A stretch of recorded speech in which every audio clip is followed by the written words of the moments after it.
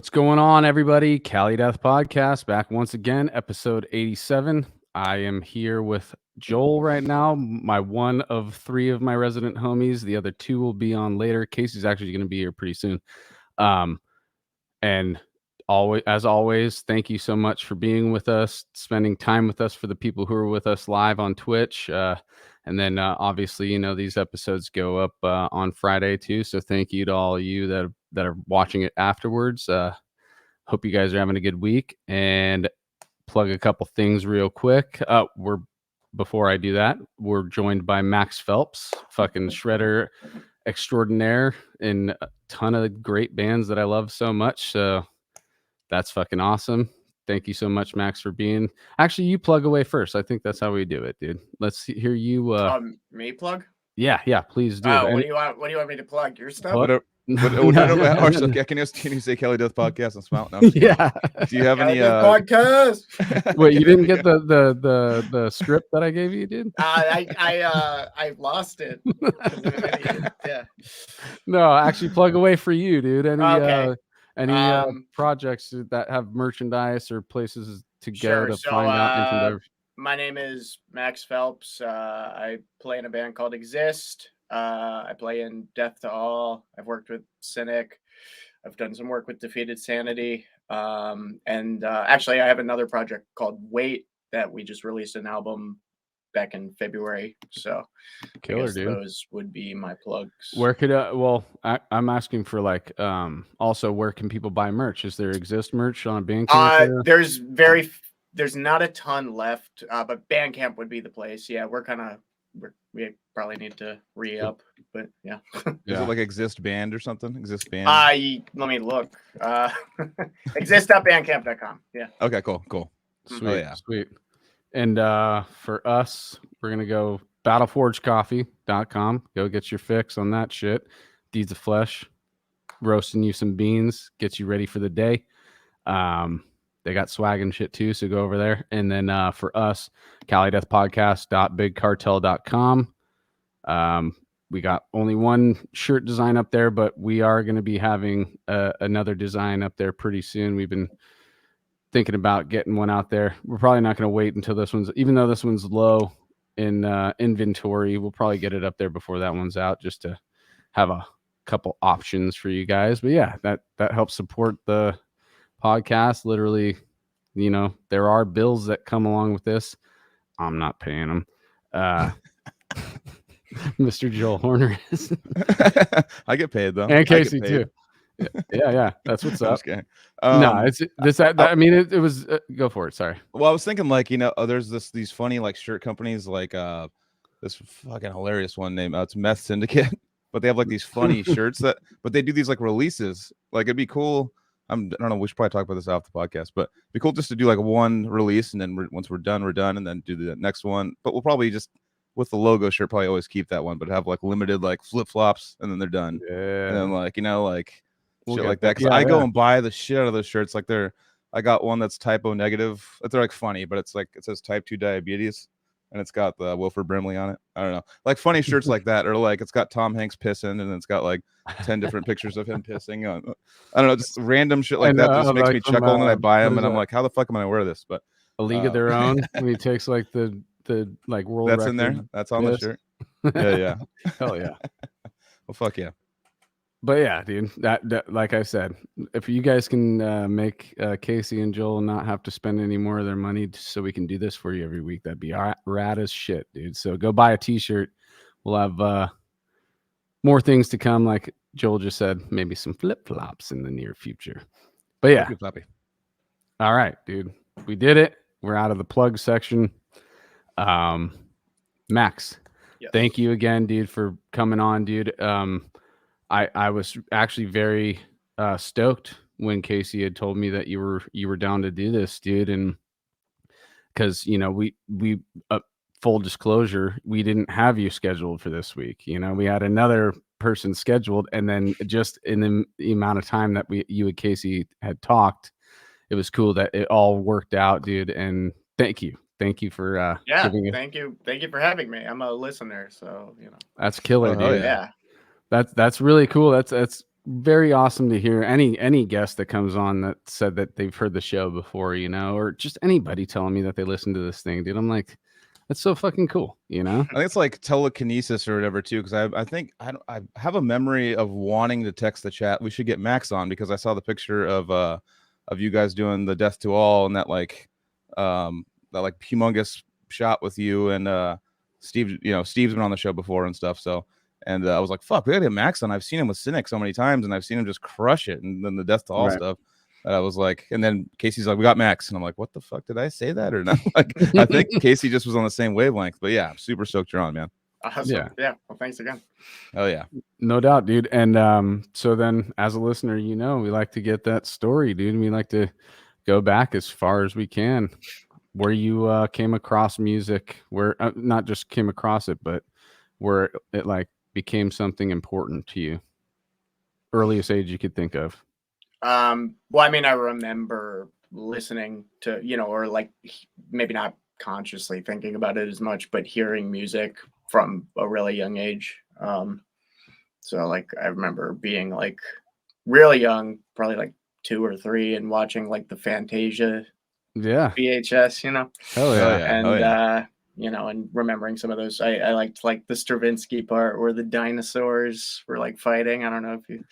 That's a cool thing. That's one never been referenced yet as an influence on this show, which is rad.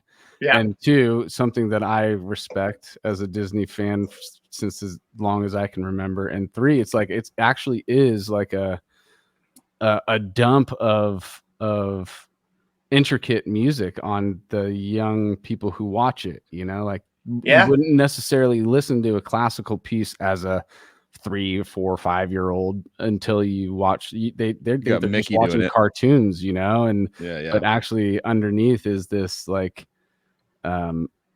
subliminal influence in the way you hear music, maybe. I think for sure. Yeah, I mean, I remember like a teacher introducing me to the Rite of Spring, when I was taking music lessons, like then as a teenager, and then when he showed it to me, I was like, oh wait, I actually know this like inside out, just because I heard it all the time as a kid, Right. And it made total sense to me. So but yeah, so I mean, there was that. My parents listened to, they're not like music heads, but they had like their vinyl collection, and they would play like, I remember my mom playing like the White Album by the Beatles a lot, and nice. that had a big impression. Still one of my favorite bands, and hell yeah, a lot of like Michael Jackson, Thriller, and Off the Wall, and probably a bunch of other stuff, just kind of in that, whatever popular 60s through 60s and 70s music. Right. So yeah, I mean, that's like stuff I remember. And then I took piano lessons a little bit in elementary school. And I think I liked it. And honestly, the thing that psyched me out was like 2 years in, my teacher was like, all right, I want you to play a recital. And I was just like, fuck that. I quit. And so then I didn't really start playing guitar until I was like 13, just because I had a mutual friend. Actually, he's one of my best friends. I've been friends with him since I was 4. I hung out with him last night, actually. And he had started playing guitar, and he was really into like classic rock stuff. Like he was a big Beatles guy, Hendrix and all that stuff. And so he was just kind of playing these songs. And so I really just picked it up because my friend was doing it. And I just thought, I don't know what my intention was, because I didn't have any expectation for it. I was just like, oh, Dan does that, I guess I'll try that, right. And it's kind of how you kind of work at that age too, yeah. And then it crept in just as something that really became it was so like at some point at 13 what were you listening to though? Well, in middle school I had like my new metal phase, there was that. There was, I kind of dabbled with like the pop punk stuff. What year were you born? 88. Oh, okay. Yeah. So my brother's age. Yeah. 30. Yeah. Kind of impressionable to just whoever was around me was, Any like cousins or siblings or? No. No. No, I had a younger sister, but no, nobody who was really like showing me anything, but just, just kids at school. And then, Right. yeah. And then at some point, Tool was kind of like one of those mind blowing bands for me. That was really kind of like a gateway into maybe listening to music with more intensity. Mhm. Yeah, I mean, I think my first albums, like, probably years before that, maybe in, like, 6th grade or something, like, I remember I got, like, a copy of, like, the Yellow Submarine soundtrack Nice. and then the Marshall Mathers LP, which had, like, just come out, and every kid had that. Right, right. So, yeah, I mean, but I think, yeah, Tool was, like, kind of a big one, and then I got into Rush not too long after that, and Metallica, kinda going back and discovering, like, the thrash albums, and then I guess Were you that trying to sort play of. that stuff on guitar too with your homeboy? Yeah, he never got into like heavier music. He was always like more of a but Hendrix was big for me too. Jimi Hendrix was huge for me. Nice. And when I started playing guitar, I did start with a teacher who I took lessons with for 2 years, and so did my friend, and also so did a bunch of people who ended up being really great musicians that came out, from the town I'm in, like a bunch of professional musicians. But what was cool was the lessons weren't very disciplined. It was more like he was very casual about the approach of like, hey, well, what do you want to try doing? And I I think in some ways it was like the perfect thing for the age I was at, because everything else that I'd ever done was like structured in terms of being around your peers, and like Mhm. sports is a thing where you're working with people, and there was just something so individualistic about it, and Mhm. maybe free of expectations, that I think that really was just the right thing at the time. And so it really connected with me. And it was something that, yeah, I didn't have any expectations for it. It just gradually became something that I, at some point, kind of had an epiphany like, oh, I spend a lot of my time just sitting here in my room doing this. Right. Did you Did you learn music theory first before you had like a teacher that was just teaching you what you wanted to learn? No, Okay. no. I had the Um, same experience. It just helps so much to get you into it. It's like you want to hear what it sounds like to play along with a CD that you love or yeah, something like that. And then you're like, oh, I'm in, like that's all it takes, yeah. I mean, like, I teach music, and I generally kind of take that same approach. I mean, it's very contingent on who it is, Hmm. because everybody uh, is receptive to different things, and different things stick with people in different ways. But yeah, I would you say mentioned sports. What sports did you play? when I was really little, I played like soccer, baseball, basketball. I sucked at basketball. I was a short kid, so I I was was a like, short yeah, kid too, yeah, and I I was like sucked at real basketball short. as well. I didn't spurt up until like, Loved 16 or playing it, something. but I maybe Got 4 points swatted a all the time. game. Yeah, Oh yes. yeah, definitely My swatted, dude. my exact story. And then lacrosse was like the last sport that I played Interesting. before I So just what sort of. was it like balancing all that and music? Well, I didn't really do them at the same time, because like Oh, okay. once I started, I think the year I started playing guitar was like it for Later lacrosse. sports.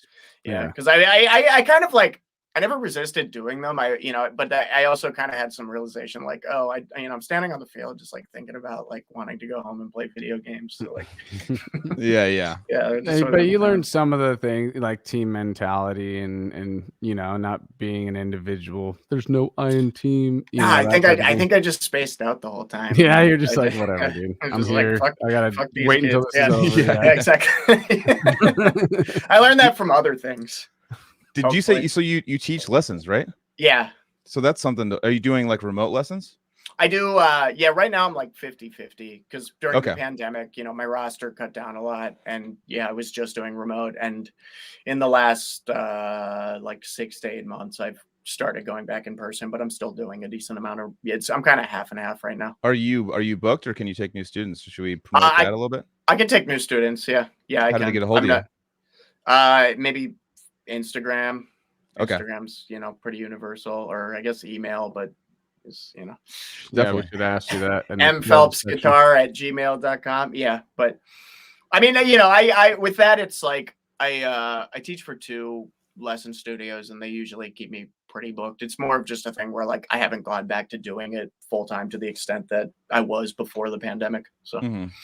mhm. Got it. I do So session work too, so I get a decent amount of like, I got some cool vocal commissions like over the pandemic that actually really helped out. Nice. So Yeah, I definitely want to ask you questions when we get into that about your vocals, because they're very reminiscent. I mean, from the Death to All thing, Jesus Christ, it's like fucking reincarnation almost of fucking Chuck. It's crazy, man. I always feel like it's not the same, but well, I mean, yeah, you you're can't the really one sound doing like it somebody too. else. It's just, I think it's just also that style. Like, not a lot of people do that throaty thing these days, you know. So Totally, definitely. No, we'll get into that for sure. But Yeah, you're jamming and stuff. So you're getting into more proggy kind of like trippy like Wait, music why are we and getting stuff? off the timeline though? That was the I thought we were the in Rush. like high school still. Oh Yeah, yeah, Rush. okay. Oh, Sorry, what up, sorry. Casey? Yeah. What's up, dude? You're right. You are on the Yeah. timeline, dude. I How's it thought you going, were Casey? talking about it now. What's up, timeline Max? Sorry I'm late, man. It's been a crazy day. No problem. Nice to meet you. You too, man. Yes. Hell yeah. We got Little You E-meet. got another resident homie. E-meat. Yeah. yeah. So yeah, you're like getting into Rush and stuff like that. Are you playing with any like folks, or are you just kind of just learning on your own at this point? Well, I played with my buddy, you know, Mhm. pretty much all through, like high school. And some of it was just the two of us jamming. Like, you know, we would have like, you know, I would go over to his house and spend the night, and we would like try to record an album in the night, which was just us making up like really shitty, stupid songs and recording them on like a cassette player, you know? Yeah. And then we had a band that was absolutely terrible, but it was like our take on like some sort of glam thing, which Oh, was nice. called Syphilis, but it was like spelled wrong. And then sometime around like maybe 11th grade, I joined like a melodic death metal band that was kind of Like At the Gates kind of style. Yeah, something like that. Yeah. From your hometown? Yeah. Same school? You got just No, it was a school that was like right next to it was Anoop Sastry was the drummer. So he's like say it again. Anoop Sastry. He's played for like Anoop. Devin Townsend and Monuments and or something? yeah. Okay. Yeah. He's amazing, but Yeah. always was. But so it was like I did that, and then I guess right out of high school kind of formed what ended up becoming Exist. So, and yeah, from there, you know, I played with other local bands kind of around that time frame of like maybe like age 18 to were 22. they already established, or were you part of the origins of those bands, or mostly well so Exist used to be called Azrael. You guys disappeared. Oh wait. Yeah, that's the production of the show, bro. Oh wow. I hadn't been doing the production. Casey jumped in. I totally forgot that I could do that too. Okay. Now go. I'm just kidding.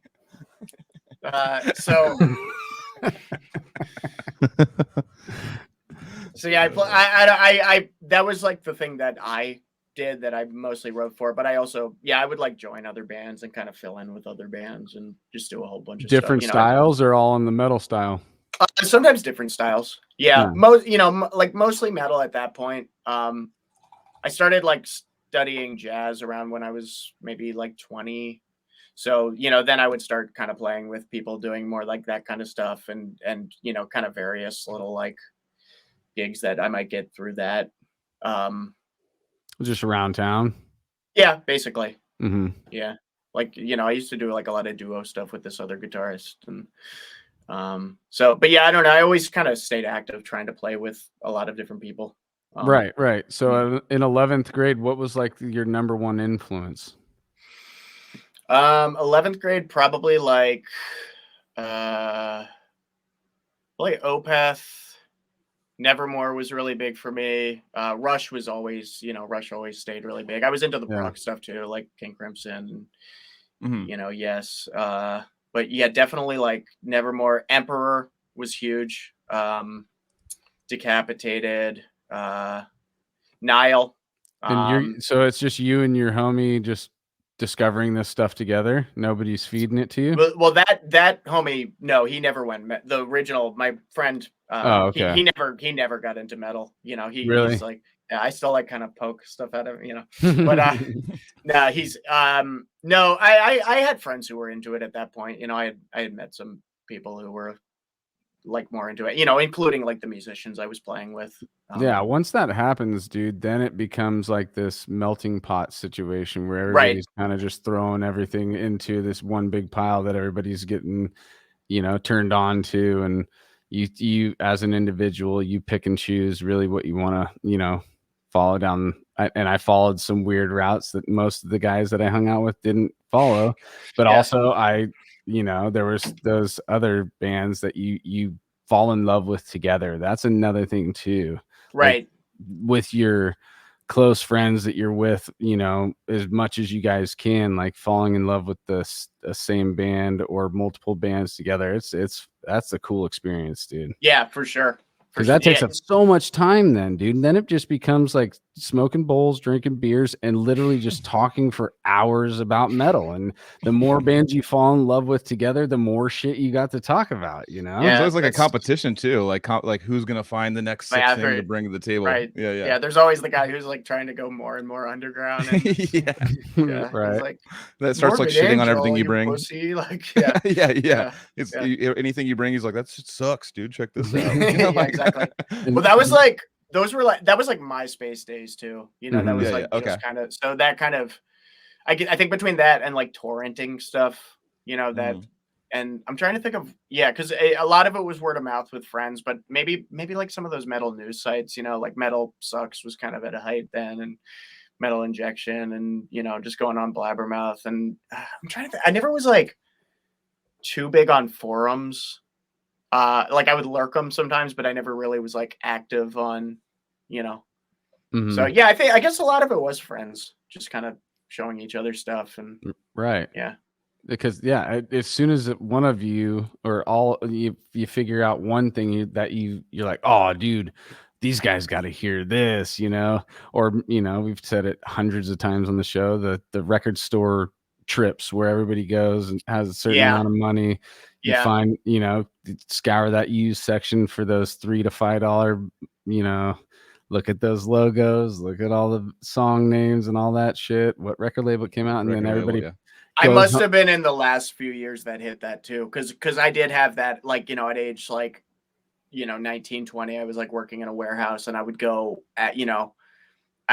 after that to the store, and then just pick stuff kind of based on like maybe it was something that I'd kind of heard of, but and not all the albums are there. It's not the whole discography. It's like there's one or two, and sometimes it's the newer thing, and you look at the artwork and you're like, okay, I guess I'll try this one, so that's definitely something I got to experience that I think any younger probably wouldn't have as much.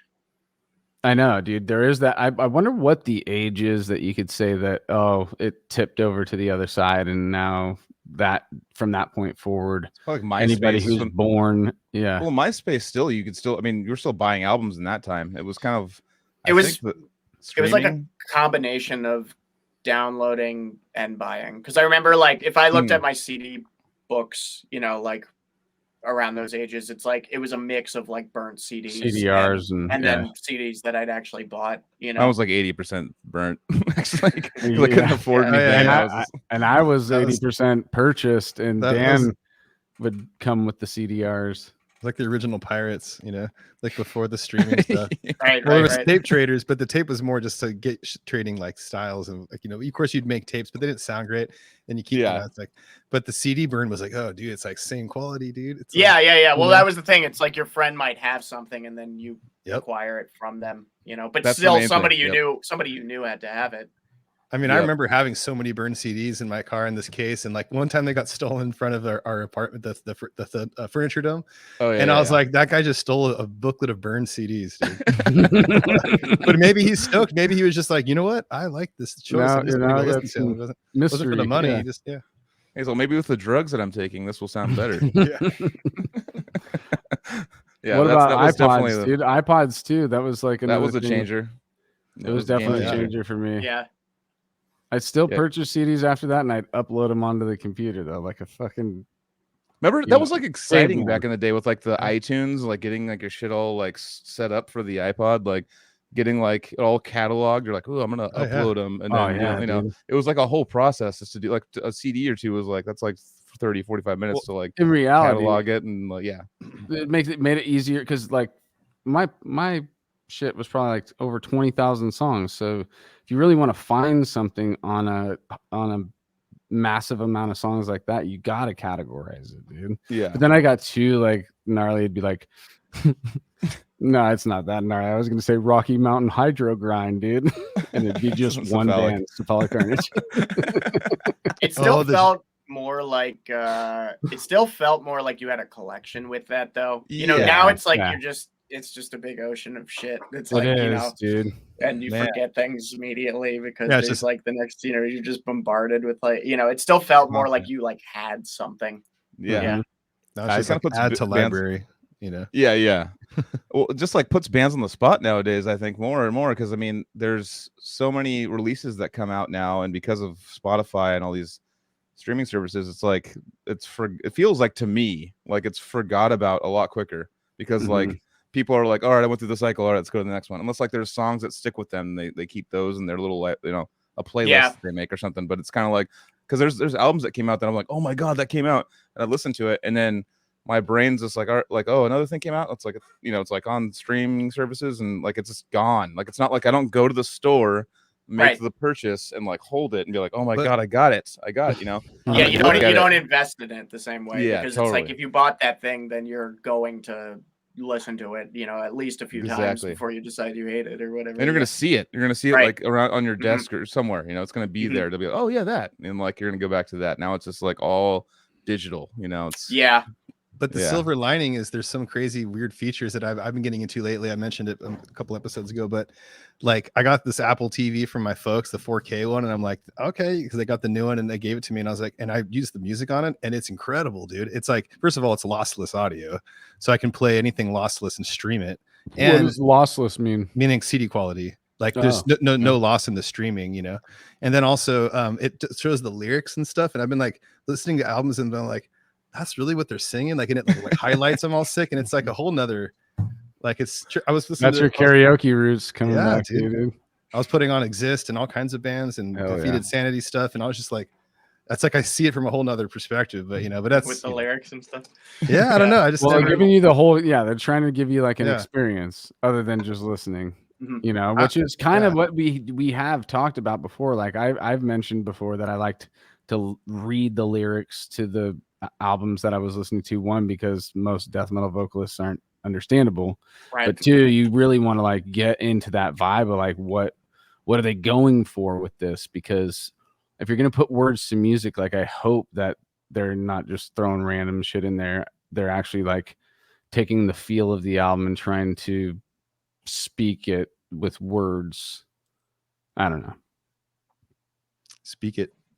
But sorry, I was typing. Oh, and I was saying, so the whole experience is like reading along and seeing the artwork and all that kind of shit, and maybe they got like trivia about the didn't they have used to have that on like a dish pop-up? Pop-up thing. Right. Facts. Totally. I think it was like on Dish or Comcast. Or something. Yeah, they're like, like, Kurt Cobain, you know, like, well, he like shot heroin, shot his fucking head off, dude. You know, they just go straight for this. I didn't know that. I didn't. What? Oh my goodness. Yeah. But yeah, out of the weeds, back into the story. So at this time, so you're starting to jam. Are you getting like? So you're starting to play shows at all yet at this age? Yeah. In high school. I think you might have already covered it. No, I mean, like, you know, we would play these, just kind of, I'm trying to think of what the places were. I feel like usually they were like those kind of community center sort of shows, you know, in high school. Yeah, totally. You know, but the town I grew up in actually had a pretty active music scene in general, you know, with like local music. So it was actually a pretty good place for that. Like you could, you know, you would play shows and there were actually people there, you know, and maybe there was like 20 other bands. Actually, that teacher, the first teacher of mine, threw a regular show that was like pretty well attended, just with a ton of local bands. So those were like pretty good opportunities, you know, just to kind of get used to doing that. Yeah, growing up in that area in Baltimore, so would that be kind of like Was that like like Maryland Death Fest and stuff? Was that like a part of your regiment, like when it started coming through? No, because like I didn't grow up in Baltimore. I grew up about an hour away. You told me that. Yeah, and when I don't know what the first year I went to MDF was. It probably wasn't until I think I only drove down to it like once from there. But I'm trying to remember, like, now I just pop in and out. I don't. It's like 10 minutes away. But yeah. Yeah. So no, but where we there was a club called Jack's. Oh yeah, Virginia. You've been there. We played there. Yeah. Yeah. So that was like, that was once I was out of high school. Like we started kind of doing the pay to play sort of stuff. With both Exist and this other band that I played in with Alex Weber, who, is in Exist now. Totally, yeah. He shreds. Yeah, you should get him on here. Sure. But yeah, so but yeah, we would do like the pay to play thing at Jack's, and eventually, like, I remember opening for Nile, and that was like nice. We played Jack's on Bloodletting, right? That place is sick. Yeah. It's definitely like that's a sick venue. I mean, it was like on like kind of a strip mall, right? It was like a strip mall little spot.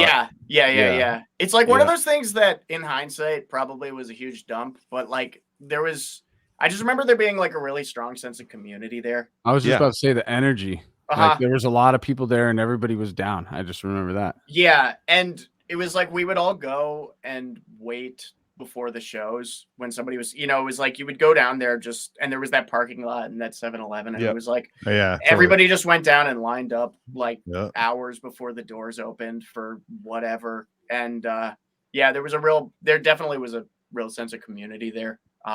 Dude, and those are very important for the bubbles around the world. They gotta have a central place that everybody meets periodically to feed that shit, dude. And I was gonna say, it doesn't matter if it's a shithole, dude.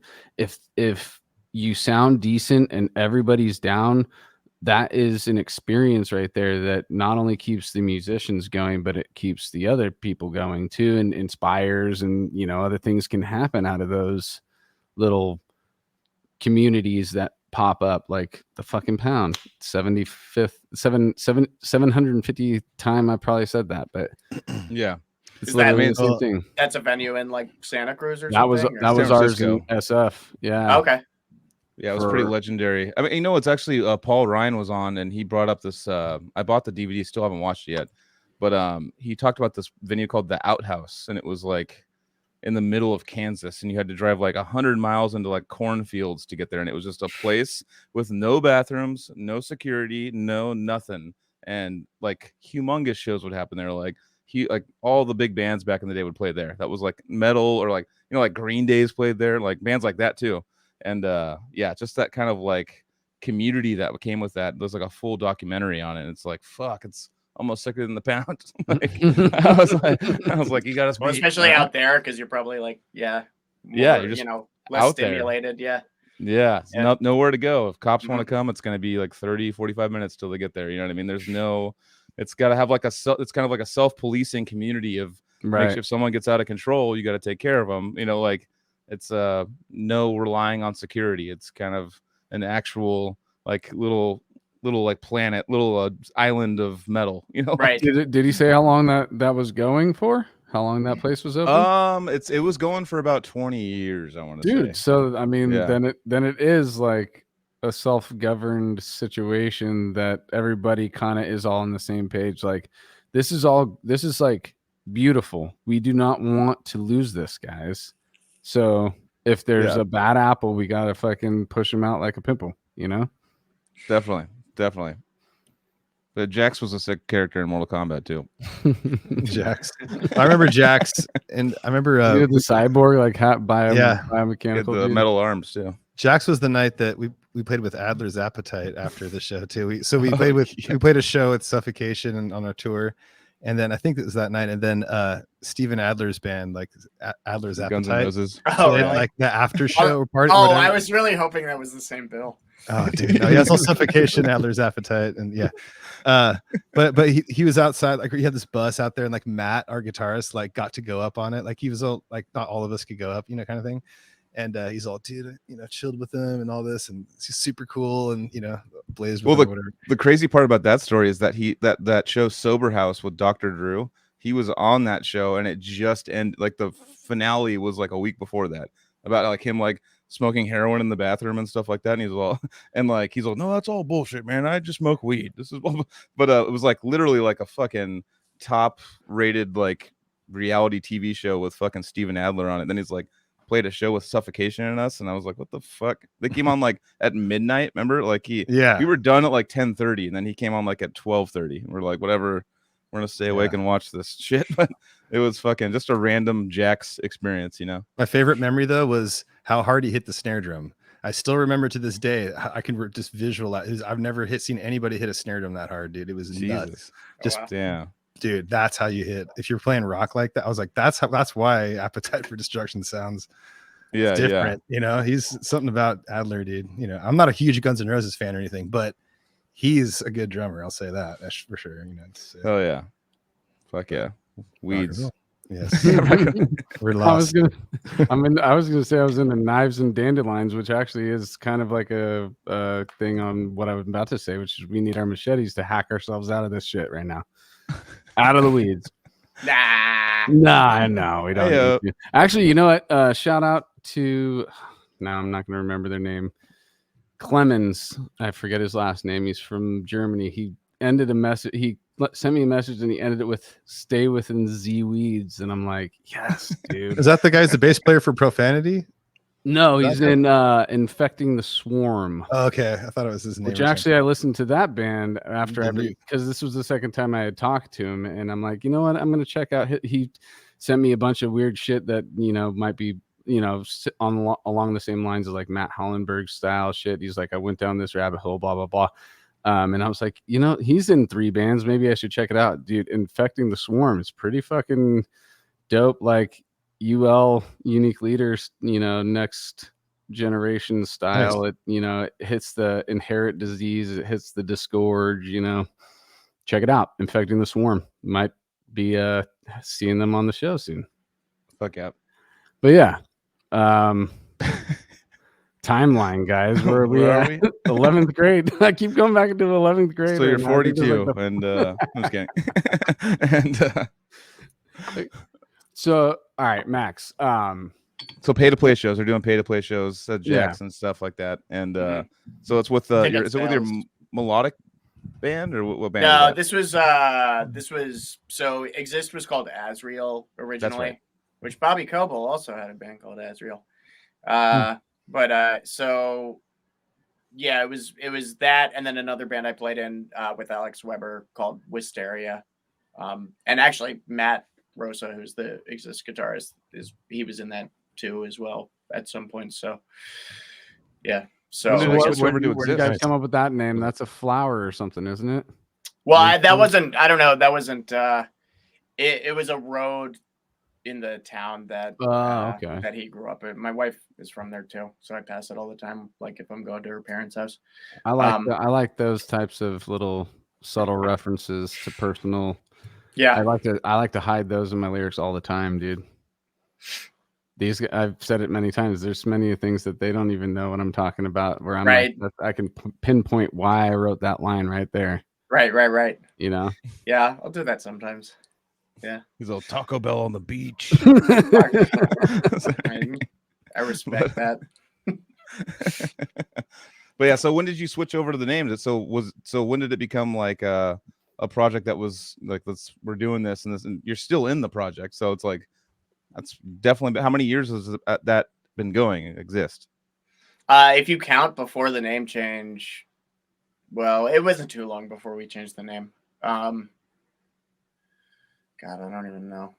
It would have been like 2007 or 8 or something. So it's been a while. Damn, that's awesome. Yeah. So did you guys ever get signed, or are you guys self-released, or no, how does that work? Well, the new one's on Prosthetic. I don't know. Oh Jesus. Yeah. Yeah. The last, our two last albums are on Prosthetic. That's really the only one I'm admittingly saying that I've sampled before the show, Sure, and sure. I mean, we don't have to dive into it that deep because I want to hear about the process of the albums previous to that too. Sure. Casey said that, he'll probably mention it again, that he really likes the first one too. So I want to know like the whole process of where it starts to pick up speed for you guys and you start to expand and get more creative and making, cool music with each other. Well, so the first album was with a totally different lineup. It was Alex Rudinger was the drummer so I came up with him also. Yeah. So it was him and I and this bass player, and then Weber joined not too long after that. So we recorded this album. Weber didn't play on it. He almost did, but it was the other bass player, this guy Alex Nowak, and so that was more like a sort of straight ahead death metal album. And then basically by the time, we still didn't really know how to like get things done in terms of, so by the time we actually like pressed it, the lineup had completely changed and we were doing something that was way more in line with what our first album Sunlight sounded like. And so we just ended up like not even really releasing it. Like, you used to have some songs on MySpace, and I still have a bunch of copies of it, but I don't know, they just sit there. So it was self-released and everything? It was like self-released, but then we never really like put it out anywhere, you know what I mean? It was just like we pressed like some copies of it. It was self-held. It just sits there. Yeah, exactly. But it's got like 14-year-old Alex Rudinger blasting away, so that's kind of cool. Jesus. I'm reserving a copy right now. Yeah, okay. Yeah, I'll sell them when I get desperate, But, I don't have a CD player, else I would say I would be down.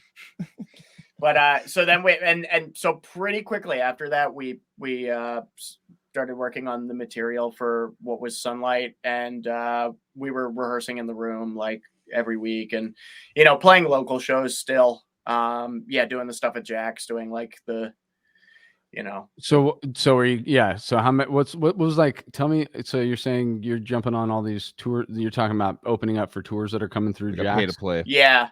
Okay. So what was like the first one where you guys? All right. I got two questions. Sure. The first time you played, where you got off the stage, you're like, we fucking killed it, and then also the like first time where you're like, oh shit, I'm playing with like the big boys. Probably the same. Well, we had some other shows before. Nile was big, like opening for Nile, and especially for like Rudy, because that was, George was like one of his all-time favorite drummers, and so there was, we did that. We did what else did we do? I mean, we did a bunch of them. We opened for Devin. We opened for Cynic, actually. I think opening for Cynic around when Traced in Air came out, ironically, was the first show under the Exist name. Wow. I think we played with the Faceless a few times. I'm trying to think of the bill. Like Faceless, might have been like Faceless, Veil of Maya. I know we did like a Summer Slaughter or two. Did you do any with Decrepit too? Because we've done okay, we probably played with you. You probably like back in the day. I know you did. But I can't remember what year is the question for me. Okay, I remember attending the first one, but I don't think we played that one. But that was, what was that, like Necrophagous, Decapitated? Decrepit was on that, right? Not on that one. They weren't on the first one. They weren't on that Faceless one. was on that. That was the first time I ever saw the Faceless, because like Akaldama had just come out, and what was was it the second year then? It was. I mean, we did like 300 tours with, not 300, but it was always like the Faceless and Veil of Maya, and then we did a Summer Slaughter with both of them, I think, and then Casey had left, and then I did one more Summer Slaughter with them probably too. They were just like I feel like Veil of Maya has been on like 90% of the tours I've done, but yeah, no, it was Jack's was definitely like a spot we would always hit. So I just feel like it was probably like 2009, 2010-ish. That was when Born of Osiris Yep. is on the tour and Tosin Obasi was playing. Yeah, Tosin We, just showed we up. definitely. When Yeah. he played for Born of we Osiris. we definitely opened one when it was. I think it was when Animals actually was on the bill. But Yeah. it would have been pretty early on into like we played with Animals as leaders a few times, like pretty early on. Yeah, no, they were opening like it was like, yeah, that was fucked up. It was like Vital Remains opening or something, and then it was like a couple, I forget who else. Then it was like Animals, and then it was someone else than us. And I remember going in the backstage with like Tosin and Javier and being like, you guys are gonna fucking headline this thing in 2 years. Like, I don't know why you guys are even like, because everyone was showing up there just to see. I think it might have been one of their first tours. Yeah. And everyone was showing up early for them and just like getting the head bob down. I was like, dude, everyone's here for you. Almost like you got this crowd on lock. You have to go above us. This is bullshit. Like, I don't want I was down with him when he was in Reflux, dude. I still got my Reflux hoodie too. That shit was fucking sick. If you're down with like, because the metalcore style and came out of my new metal shit. I'm down with some metalcore. It was Ash too. Ash Avlicent too. Evan was in that band. Evan Brewer, dude. That's right. Yeah. Dude, it was great. And they would come through with like the black market activity shit. Sometimes they'd be with, Animosity or Ed Gein or something. But that was when I was like, oh, dude, Tosin's gonna keep going. I don't know what's gonna happen with this band, but that dude is definitely gonna go on to do great things. Dude, it's cool because we all had that first Animals as Leaders album like kind of before it actually got released. Like we had it kind of circulating around like just on CD, and I met him a few times back then, like, and he was always really nice. But yeah, it's just funny because it was like we all thought it was fucking awesome, but like I had no idea it was gonna just like completely change. Like, I didn't know it was gonna be that big. Yeah, exactly. Like it's it's interesting, and I guess kind of the same with Periphery. Like you could see there was steam there, and we all thought like they were the shit, but it was like because I remember playing a local show with Periphery with that band Wisteria, and it was like we drove down to it was like this college show down in like I don't know, Virginia Beach or something, and it was like 15 people there or something, and they I don't know, it's what's the place there? Is it a Peppermint something? Peppermint Beach Club. Peppermint Beach Club. That might have been before that time.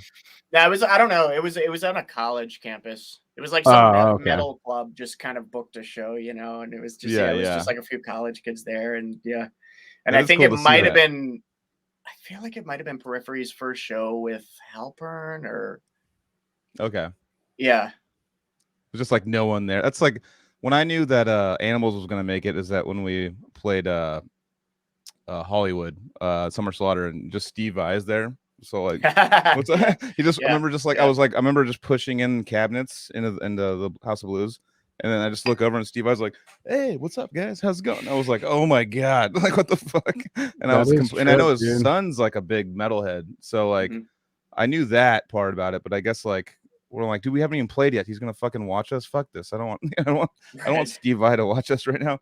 But after that show, he took Tosin to his house, and they like jammed a bunch. And that's awesome. And then I remember like Steve Vai Tosin the next day was like showing. He's all, dude, I swear to God. And the post from Steve Vai was like, just met one of the more like crazy like unique guitar players I've ever seen, and blah blah. And then like next thing you know, they're like fucking standing on Guitar World magazine covers and shit. And you're like, what the fuck is going on? Just how fast he went. Yeah. Steve Vai seems like a cool dude. Never met him. Yeah. He was cool, man. Just like I follow him on, online. Me too. And shit. Seems like nice. He's just a happy dude, like loves people and music. Yeah. And, I don't know, just seems very generous kind of dude. Yeah. And very spiritual. Very spiritual. Yes. Is he? He seems like he's got like every religion all into like his garb and stuff. I don't know, but no, that's really cool seeing like those bands that like exploded and getting to play like early shows with them and seeing them, at their infancy, and then seeing them what they're out now. Pretty inspiring. Yeah. Yeah. All right. So yeah, just like we were talking about with the getting the exposure, like where does Exist start to like pick up speed, like where what album kind of, signing with Prosthetic, obviously. Well, no, it's been a pretty slow. I mean, I don't even feel like we've still picked up any speed. but it's we put out an EP in 2010 called In Mirrors, which was it overlaps with some of the material that was on our first album, Sunlight. And so the first time that I remember people that weren't, just like our friends or just, I feel like people locally kind of knew us, and we usually got pretty good crowd reception, especially like opening some of those shows. But I wrote when the EP came out, or when we put it out online, I wrote a bunch of websites and stuff, and one of the websites was Metal Sucks. And Ben Umanov, or Vince Nielstein, he like wrote back and he was like, hey, I really, really like this. And he wrote us like the nicest review ever, just saying, like really talking us up on Metal Sucks. And so I remember that kind of gave us a little bit of, so that was really cool. And then basically a year after that was when I started touring with Cynic. And, so just being kind of involved with those things, and kind of doing the Exist thing the whole time. So, all right. So what I wanted to hear though is like, did you say that EP came out on Prosthetic? No. Okay. No. And our debut album didn't either. It was independent. Yeah. So those were indie releases, and then you actually started playing with Cynic before you signed Exist with Prosthetic? Yeah, actually before Exist's debut even came out. Okay, did you meet him at Jack's? Did you meet him at Jack's? Because you said you played a show with them at Jack's. We did, and I did meet him, but I don't know if he actually remember. I don't know that those. I want to know the story, dude. How that all compiled and came to be. Like, did you try out? Was it a tryout thing? Like, did he take a public tryout situation? More or less, yeah. Like there wasn't really like a formal. It was basically like, okay. I was a huge fan of the band. They were like one of my absolute favorite bands. I saw them every opportunity that I could on the Trace and Air tour. And then, when Timon and Robin, the guys from the Netherlands who were playing for them, when they left the band, I just reached out to Paul, and I was like, hey, I'd be really interested in trying out for this. Here's some stuff I did. I sent him like the Exist EP, and I sent him like some guitar videos and stuff. And I said, like, I think I could do this playing guitar and screaming. And then he got back to me, and we just kind of talked it for pretty much a year before. Yeah. Oh, and I did do audition videos. So like, I did videos for a handful of the songs, and then when it came time that they were going to tour again, he got in contact with me, and I ended up going out to LA and spending a decent amount of time out there, and just hanging with those guys and rehearsing. And I had an aunt who she just passed away in 2020, but she lived there, and so I stayed with her for these extensive periods of time to kind of go out there and work with them. That's cool. Yeah, a spot like that, you weren't paying hotel bills or that worked out pretty nicely. Yeah, right. Mm-hmm. Killer, dude. So then, and I saw in your bio somewhere it's 2011 to 2015. So how many tours was in that section? With Cynic, 4. Although 2 of them were like kind of.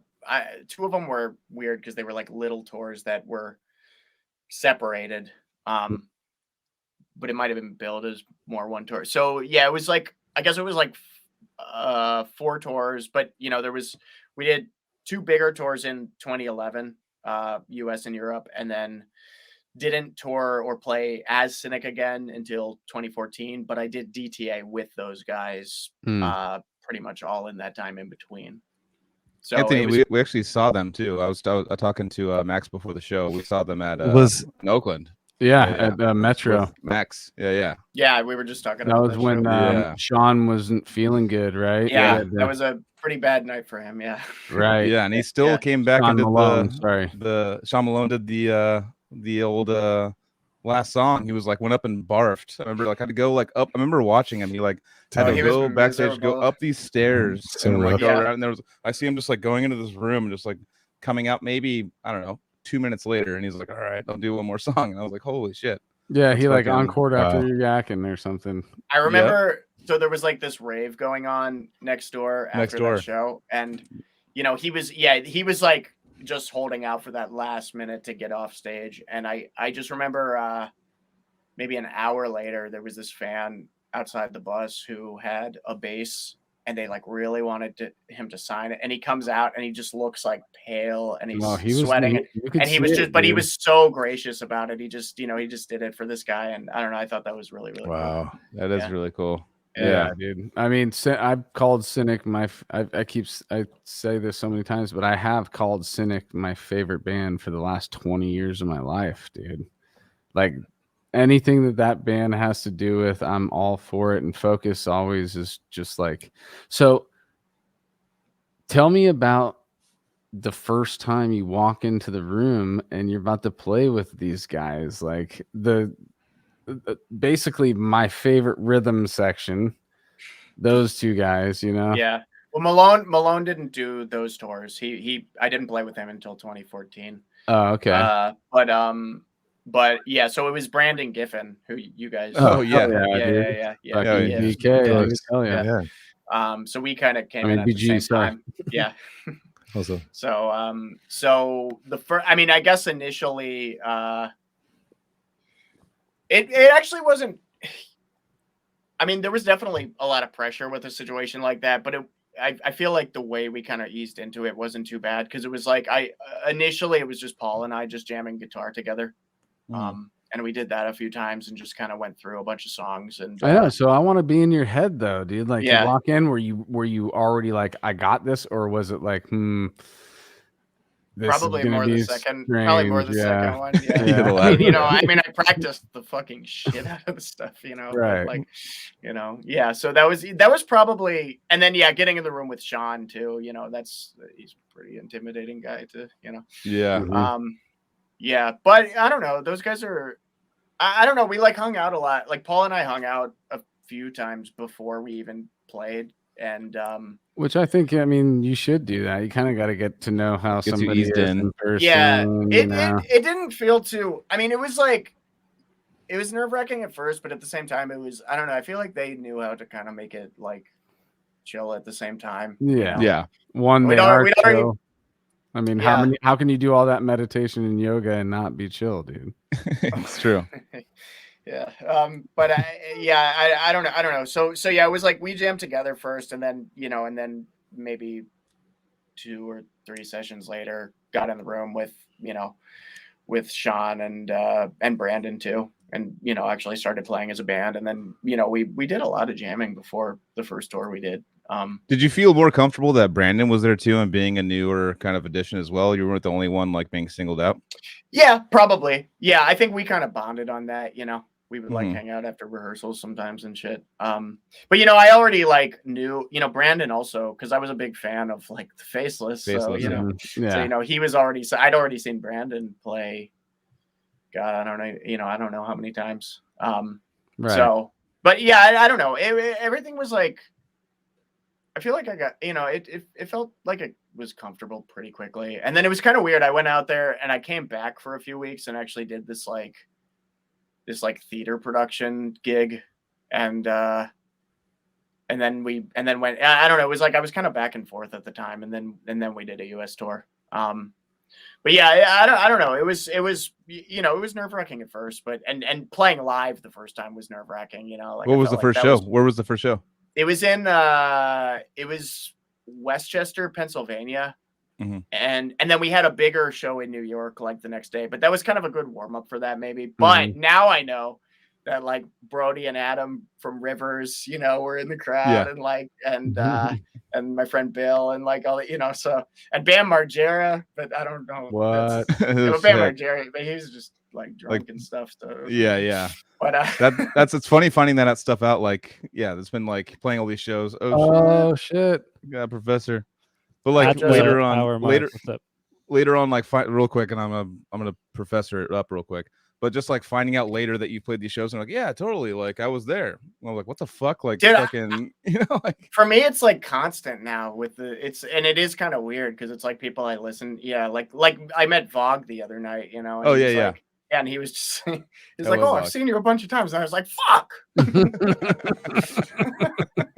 He just names all your worst shows. Yeah, exactly. Yeah. What's up, my everybody? God. That's What's so up, funny. Professor? How's it going, What up, man? bro? What up, Joseph? Good, man. Hey, Max. Nice to meet you, man. I'm Joseph. Hey, likewise. Yeah. Yeah. You guys look like you could be related. I Dude. don't know. We are. Yeah, we are actually. Yeah, actually. Yeah, that's the little fucking up. nugget. How in the dare you episode. not know that I already? know, dude. I didn't do my research, dude. The professor didn't let me know beforehand. No. Joseph Phelps. It's good to have you, Joseph. Thanks, man. Shout out, Ricky. What's up, dude? Just a homie in the comments right now. Oh, But Ricky. I was listening on the way home from work, so I heard the conversation about opening for Nile and Jax and all that shit. So trying to catch up to where you guys are at. So Sick. It's all good. Who's in the chat from Sick Drummer? Is it Ian or Anton? It's Ian. Good That's question. Ian. Ian. Yeah, What's up, Ian? We do need We need to interact with involve the chat a little more. bit We need to figure the chat out thing with yeah. Classes in session. That's right, dude. Ian. I'll let you do it, Joel. My dog looks like he's got to go potty. I'll be right back. All right. So Ian's in the chat. What up, Ian's- Ian? Hey guys. Ian's my Buffalo Wing buddy. I love Ian. Nice, dude. Oh yeah. Dude, Buffalo Wild Wings, I don't know. I'm a big fan. No one really always no one gets down with me, but I would I'm say, doing well. reliable, not ideal, but reliable. Yeah, I mean, as far as the wings, probably not reliable, but as far as like, it's just got like it like feels a little Vegas-y a little bit. It's like, woo, like stuff's going on. So you're like, oh, I have this natural inclination to be a part of this woo-ness. And that just shows you're just really there for the beers, and I'll eat a couple wings while I'm there. Is that what you're saying? Yeah. I've noticed that about alcohol in general, is that like if I have one beer with 4% alcohol with a bunch of people around me, I get really buzzed. I don't know what it is about like the heightness of all the people around me or something, but if I do that one same beer at my house, I'm like, what's going on? It's going to run. Maybe it is like a mixture of the alcohol and the serotonin and the adrenaline, and yeah, I think so. It is a different cocktail. What's your what do you believe the wing to celery stick ratio should actually be? Oh, that's a good one. Yeah. We're talking not boneless, right? Obvious. I mean, no, fuck that. Yeah. I mean, I'm boneless on my own, but I always tell people I'm not boneless. So yeah. Just I didn't hear that.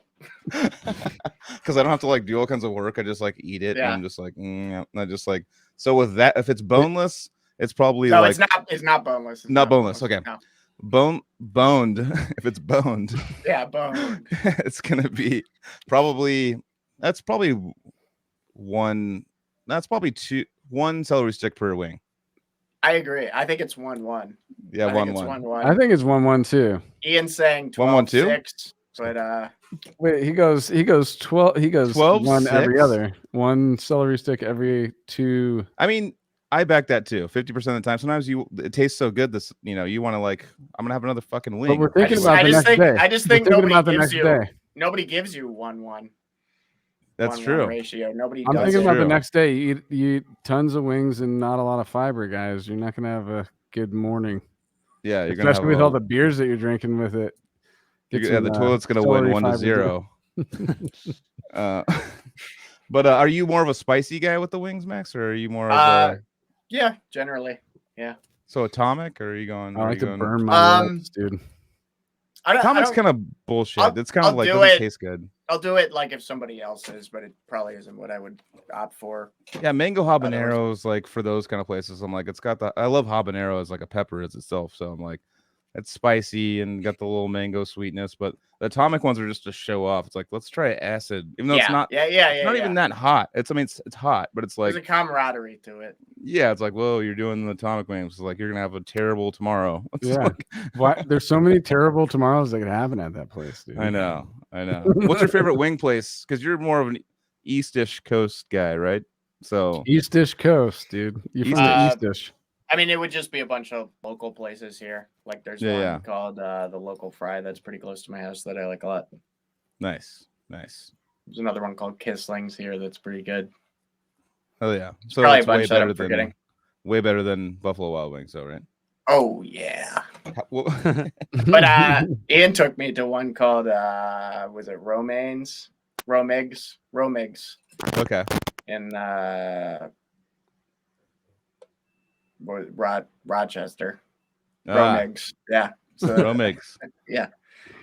Yeah, there's a. You like it because you can see all your sports, though, Joel. Well, it's like Philly cheesesteaks, so it's like you don't go to like Pat's or Geno's. You like there's the guy there that shows you like the hole in the wall that you go to, and it's like this, and there's a big line out of like this unlabeled place, and it's like the best that you've ever had, by far. So that's kind of like even with Mexican food and stuff. It's like you go to like not the hot spots, you go to like the little like hole in the ground places, and some of the best tamales I've ever had in my life were out of a lady's trunk, and she would come to the shop every week, dude, and she'd have like a hot container, and she'd sell you tamales for $1.50 a piece, dude, and it was fire every week, dude. Jesus, we can't really compete with you guys on that here.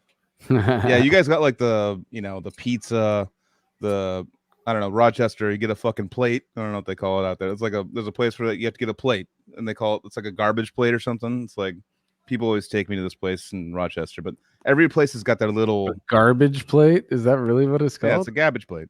It's garbage plate. I'm getting a garbage plate. Oh, here we go. Yeah, we got someone that knows about the garbage plate. Why yeah, I mean, I gotta know what's on a garbage plate, dude. I don't even remember, but I just know that like everyone was like. I'm thinking of like fries. We get four fucking plates. Get 4 plates over here. It's like how they yell at the people. It's like 4 fucking, and they're like, all right. Well, it's like people say there's like plate specials and shit. So it's like that's their version is garbage plates, dude. Like, yeah. So we'll go back to it real quick. So I mean, I get like nervous playing.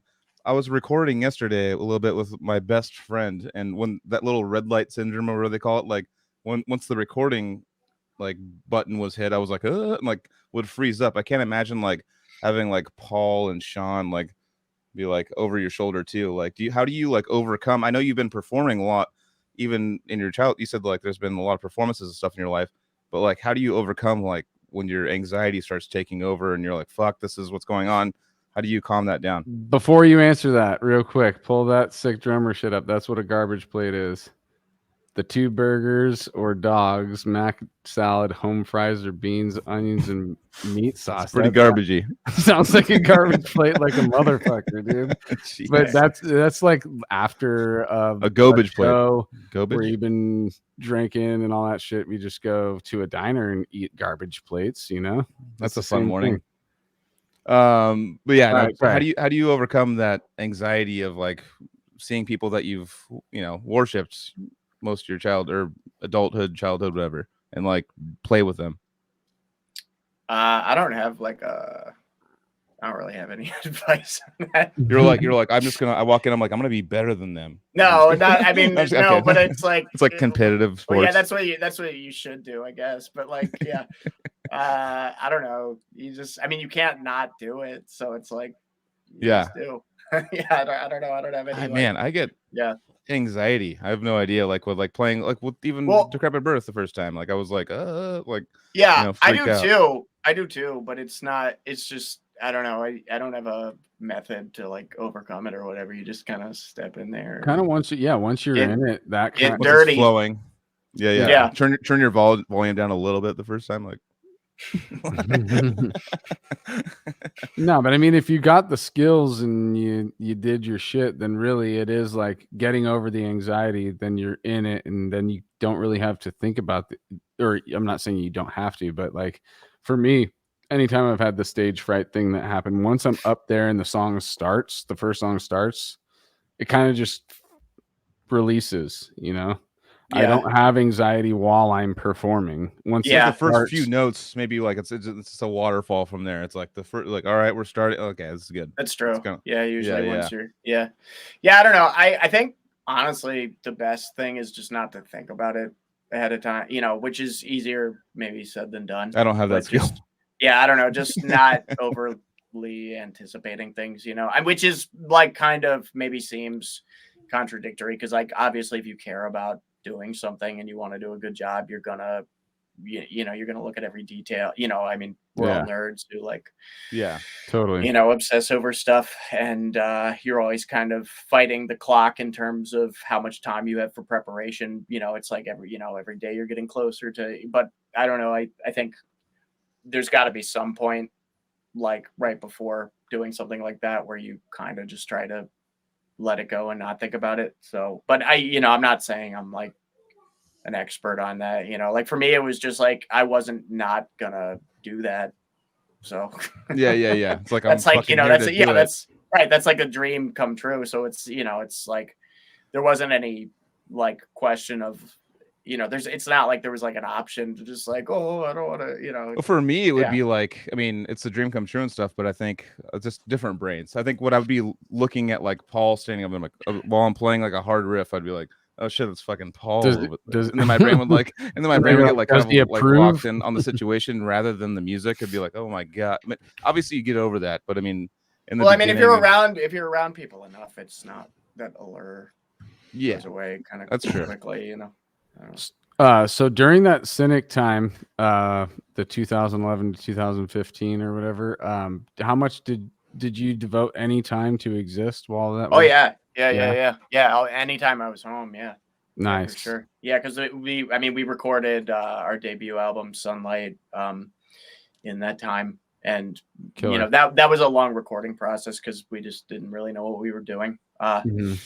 So, and also just the way we did it for a very long time, because we did a lot of crazy soundscaping and, layering stuff. Like our drummer at the time really got heavy into doing, we did all sorts of weird stuff with like breaking glass and then warping things, or like taking a recorder, like a little kid's recorder, and then like pitch shifting it to make these chord tones. And I don't know, just all sorts of weird stuff. But experimentation and creativity. which we don't really do anymore. Not for, well, I don't know. Maybe I would never say never. It just doesn't seem to be the way things have gone recently. We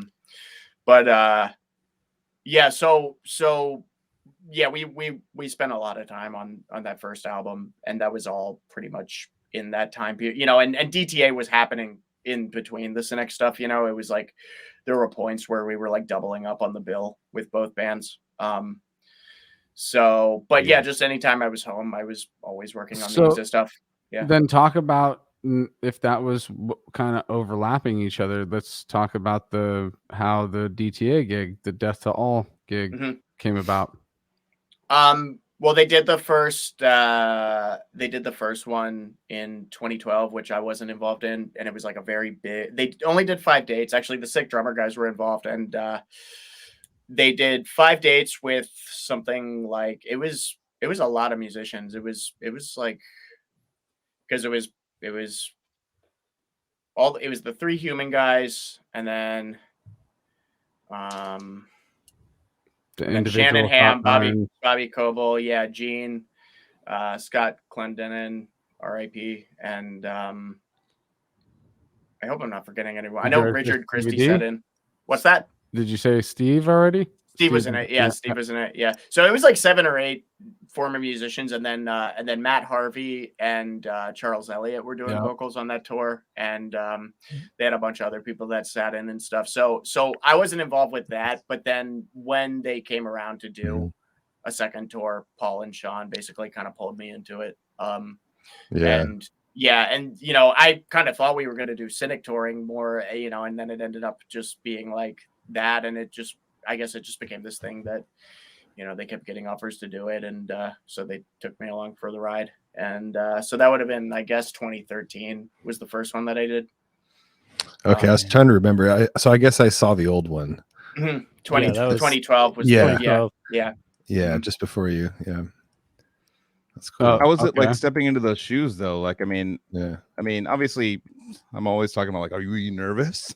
That's like my number one question. I have to say that was easier than Cynic, believe it or not. Interesting.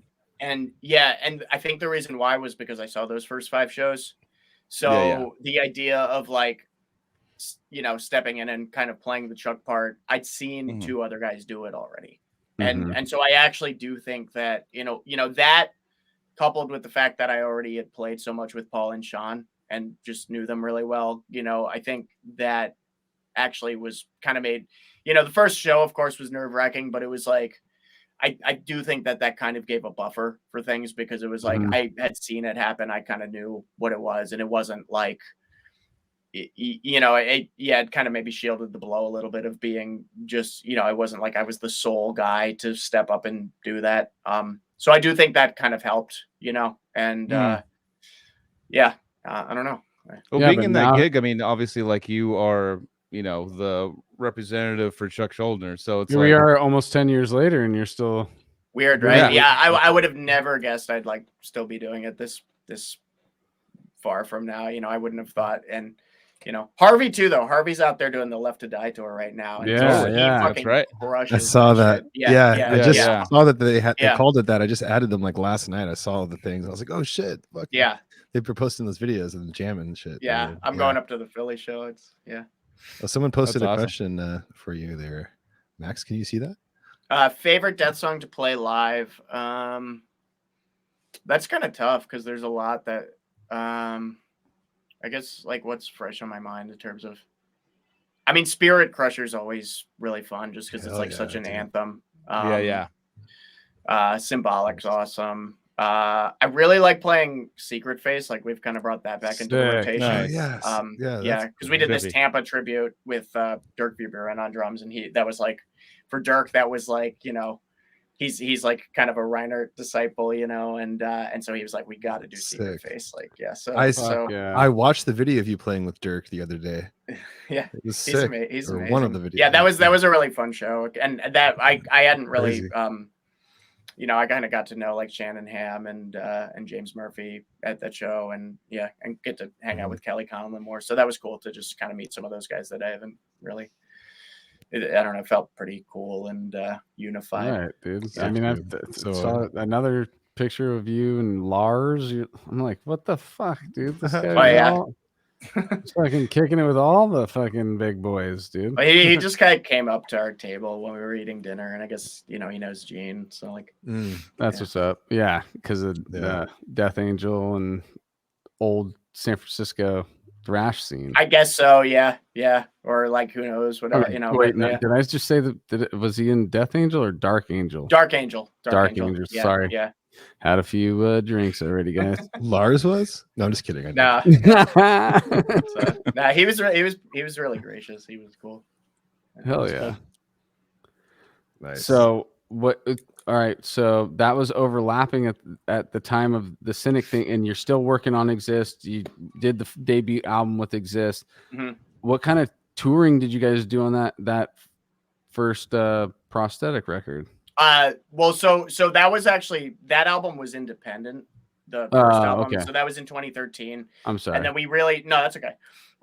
We really didn't play any live shows for that. Like we played a live show. We played a lot of shows with that material leading up to the album. But then when the album came out, we didn't really play live at all for like 4 years. And it's sort of just because of logistics stuff. And, it wasn't, we all wanted to do it, but I got really obsessed with like recording another album. And then that's when we signed the prosthetic deal, and we didn't really start touring Exist until after that first prosthetic album came out, which wasn't until 2017. So that's kind of later on.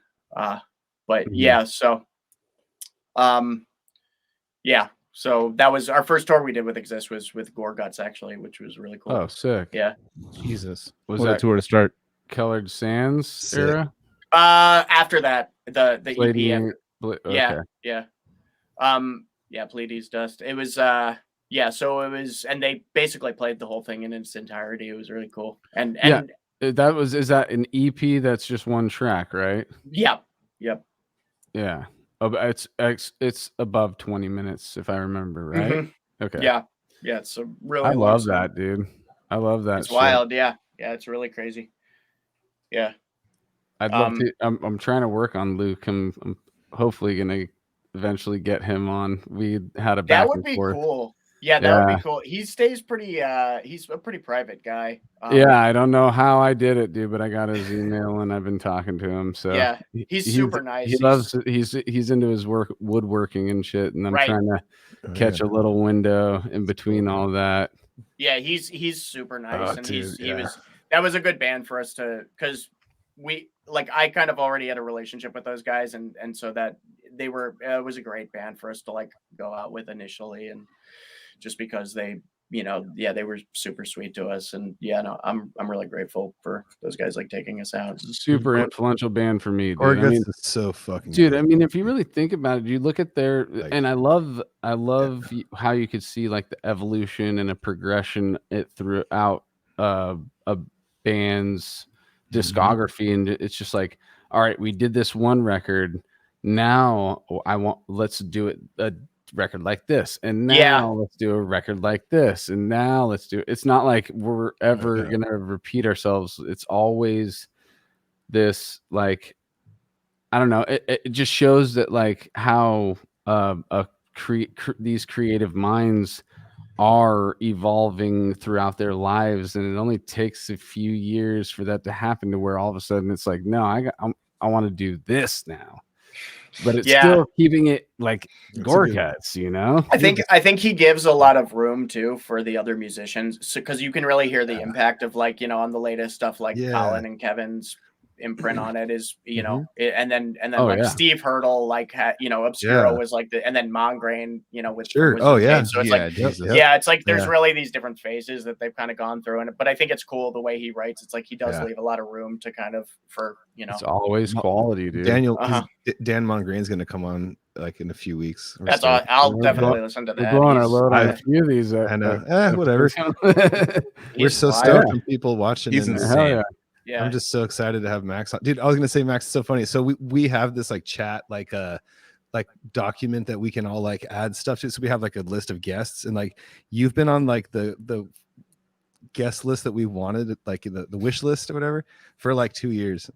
And I'm like, oh dude, I'm like, why are we not, who hasn't hit him up? And I just hit you up and I was like, and you're like, oh, so I was right before you came on. I was talking about how like he had just posted, or they had that picture of them, Death Doll, like, with the big crowd behind him with, and I was like, I was thinking, did I message? I was like, we gotta get Max on or something, like, but I didn't say anything, but you did, and you fucking just reached out to him like maybe like a day later. Yeah. I was thinking, why the fuck do we? Max looks fucking chill as fuck, and I've seen him play like with Cynic and stuff, and he nailed the Cynic stuff and the the vocals and stuff and the guitar. I was like standing over like at the Oakland show, just like fucking examining you, just like giving you the full examination, because at that it was no, it was very like someone's playing guitar and Cynic, I'm gonna like watch them. It's like it was such like an up close and personal show. It was like I was in the very front, just like Paul, like doing his his renditions of stuff off Trace Near and in acoustic form and stuff, and I was like, I could like touch his guitar. I could like literally, I was like right there, just going like, what the fuck? This isn't. That was the first day that I figured out that a Strandberg had a neck that moved, kind of like toward the neck bump.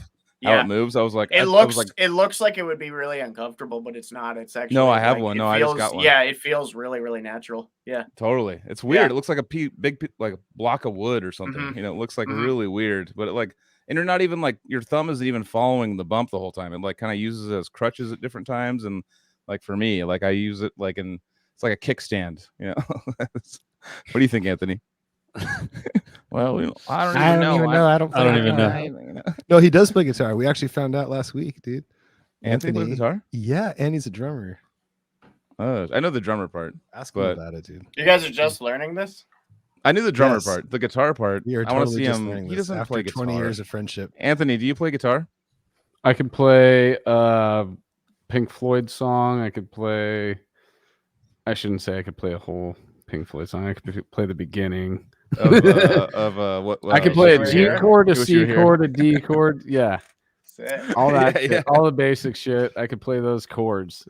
You can play the guitar then. I can play. You can play the guitar, per definition. Yeah. But no, that shit was awesome, man. I was like, you were this dark face. I didn't even see your face the whole time. You were like in the kind of like on the side, but it was like no light over there. It was like, I was like, who the hell is this like dude over there just shredding this stuff. I was like, it was before social media was. I mean, social media was still kicking off, but it wasn't as like interactive as it is now, where you could just be like, oh, Cynic guitar player, and like figure it out. And yeah, man, I was completely blown away by like your performance there. Seeing all the Death to All stuff, like you're just like this like master fucking like 90s 80s, like you got that shit like mastered, and then you're doing your own shit with Exist, which has a lot of that influence too, would you say?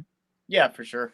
Yeah. No, I mean, man, you are Exist is coming to crush some fuckers. I hope so. Who writes the lyrics? Who writes the lyrics for Exist? Me? Yeah. I dig it, dude. There's a Thank lot you. of cool stuff in there. Yeah, I put a lot of time into them. I'm actually kind of right at that. We're getting ready to record bass. Like I'm still, we just, I finished rhythm guitars like right before the tour. I just went on and am kind of doing some final like comping and editing on them right now. And then Weber's gonna track his bass parts. But I'm like right at that point where normally I kind of write lyrics more alongside like writing the actual music, and this time I didn't, so I'm like I'm about to go head on into just doing writing that again. Lyrics. Yeah. Mm-hmm. So you have all the music, but no lyrics. It's like I have the vocal melodies, and the rhythms for the screaming stuff. It's like that's all kind of already, things are composed around that, but it's like so it's I usually is it you doing the clean vocals too? Mm-hmm. Yeah, sweet, dude. Weber does some of the screams. Our bass player, he does some of the screams too.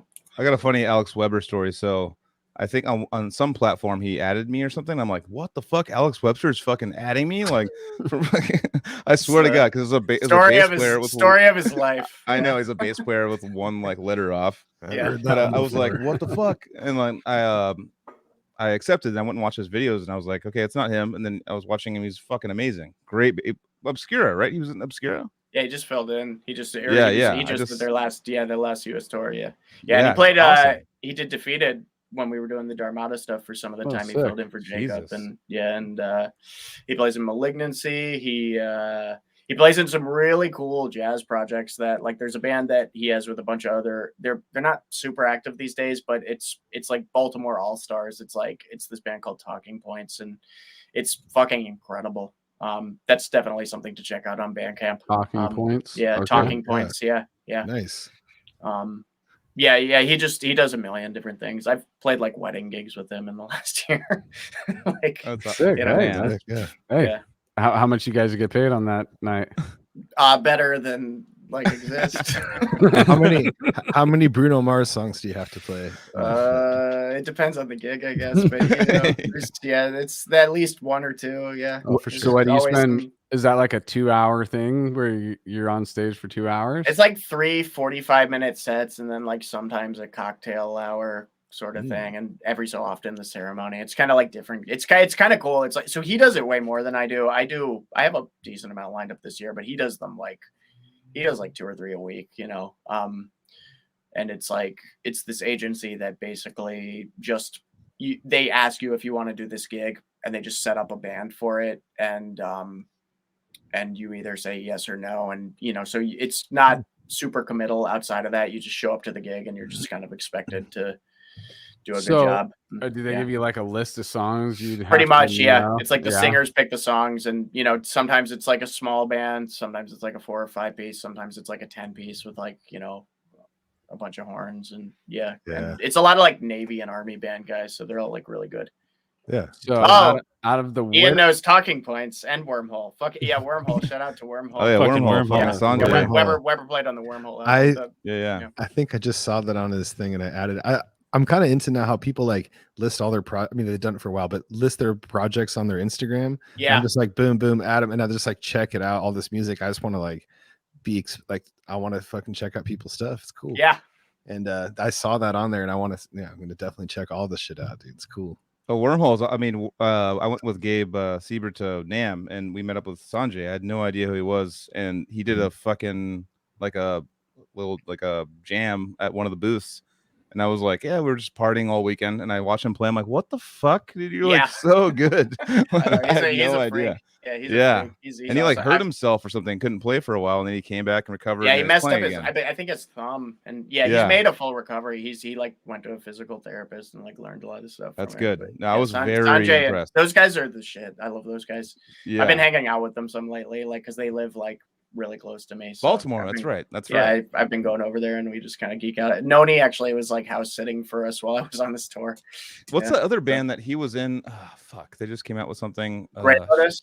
Grey Lotus. Grey Lotus, and then there's Equipoise. That's who it was. Like it was like that guy Sims Cashian. Remember that guy that was like this insane. Yeah, he's not in it. He's not. It was either of those. He's not in that. It was him and Sanjay. I know Sanjay's like. Sanjay's really into. It's Ben Towles is the guitarist. That's right. Lotus, yeah, I know Ben. Yeah, that's right. Sims is like is stylistically, I can hear a lot of that in Sanjay, and I know Sanjay's like really into his playing and is like I think pretty tight with him. And what happened? Also, I don't know. I heard some kind of weird stuff. Oh, right. Okay. All right. I don't know. You know what not to bring up. I don't know. I don't know the guy or anything. So. Yeah. But the Dreamer guitarist, he reminds me kind of that style. Yeah, I'm looking at you, Jess. Yeah. Chris. Yeah. Shout out. Chris B. Yeah. Shout out. Homie. Hard shout out. Yeah. We're gonna talk about who's that? I had a band meeting with him today. Chris Beatty. Oh. Yeah. Is he there? He just jumped in right there. What up? No fucking way. He's lurking, dog. Yeah, he's wild. I didn't realize he was the guy doing Zenith now. Like Sanjay told me that. But yeah. Yeah, dude. Chris is a fucking amazing. Yeah, but you know what's funny? My mom he did the intro out of when we start the podcast is Chris. That's all, Chris. Okay. Doing the music, doing the fame thing. Cool. He wrote it, dude. handed it to us, and we're quick story. grateful. Quick story. I might have told all you guys this, but I told definitely Chris this.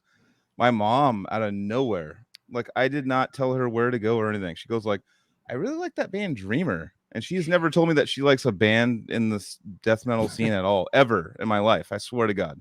She goes like, I really like that band Dreamer. And she like started sending me videos of Chris playing. And I'm like, dude, like, wait, who? You were talking about your mom? My mother texted me going like, I'm listening to this band Dreamer. So how did you tell her about it, or did oh she, yeah like... no, I did the whole thing. I'm like, dude, what the... I hit Chris immediately up. He's like, what the fuck size shirt she wear? I'm fucking like, he was like super stoked. Metal for moms, dude. Yeah, no, he was super. I mean, I was psyched. I was like, my mom's that is an untapped market.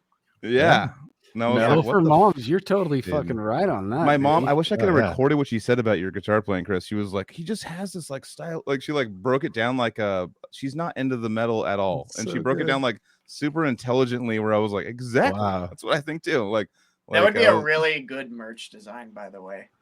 Metal for moms. Yeah, like that's you should probably. I think that I know you're right. Actually pretty Metal catchy. for moms. Yeah, dude. They'd wear that shit. Yeah, dude. MFM. Hey, there's plenty of moms that do like metal, dude. Yep. Well, you know what? A lot of moms have complimented my Dreamer shirt, actually. What is like, up with dreamers and moms, dude? You're stealing all the moms, dude. No, seriously though, I'm not kidding. Like my mom, literally, I just realized that they totally complimented my shirt. Like when I wear it, because and even I don't know, it's like very there's something about it. It's not like offensive to them or something. Like they like the metalness in the logo, but it's like I've had dreams before. Yeah, Dreamer. Yeah. I like that shirt. What is that? Is that a band? It's like I have a dream catcher. Yeah, exactly. You didn't have a dream catcher, dude. Metal for moms, dude. Dreamer's got to do it, dude. I actually met Chris's mom at the Zenith Passage show, and we like hung out, and I'm like, that's my boy. I know it's your boy, but that's my boy up there. Like kind of just all, stoked. Right. But yeah, shout out to mom supporting metal. Very yeah, sick. mom supporting metal. Yeah. It's like Mothers Against Drunk Driving, but like a really cool version of it. MSM, mom supporting metal. Yeah. Hey guys, can I ask about Defeated Sanity, Dharmata, and get on the timeline again? Fuck yeah. How'd that get going with you and the Defeated guys, man? Lily just hit me up cold. And yeah, just basically he had all the music. Everything was actually pretty much recorded. Okay. Except for vocals, you know, and he had everything written. He had all the lyrics written and everything. So yeah, he just hit me up and asked me if I wanted to do it, and then I flew out to Berlin and we did it like really fast. It was like I think I was only out there for like 3 days, and we played a festival. And so yeah, it was cool. Nice. Sorry, they're goofing off right now. No, I mean, Joel I accidentally was put laughing himself at on that. full screen. And Joel was just about to leave on you, but he put himself on full screen while he was leaving. right while he was talking about the thing. Well, you should have committed. You should have just gone for it, dude. You know, stand by your actions. He went to go text his mom about the thing. But yeah, as Ricky in the comments has put it, Dharmata is the sickest. It is so sick, and your vocals really fucking take it to the next level. And I saw you guys on the Origin tour and hung out with you for a minute. I don't know if you remember. It was at the LA show in Santa. Oh, in LA. Okay. Well, at that, like Indian place. Yeah, exactly. The infamous Indian, where like cool. the venue got moved like the day of or some shit, and then we're just like, okay, we're going to this other spot. And it sounded great in there, and it was really fun. You guys were like on the stage, like there was no stage. It was just it was just floor. Yeah. And, I think that show got moved like 3 times or something. Yeah, right? yeah. Hilariously, because it was just an Indian restaurant. So like my friend went to the restaurant with the same name in Beverly Hills before he went to the, and that's that's like a fucking 50-mile like difference. Yeah, because what was that, like Pomona or something? Yeah, like way out in the middle. Like but that was a great show, and I met Paul that night too. But I got to kick it with you, and just said, hey, I'm glad you guys actually took this thing out on tour, because I know it was like a little controversial among the Defeated Sanity audience to do it under that name and like tour and just play that stuff. But for a fan like me, it was like, you know, because I got to see old school Defeated before, and then I've got to see them since, but right in the middle, that was like really cool. So well, thanks, man.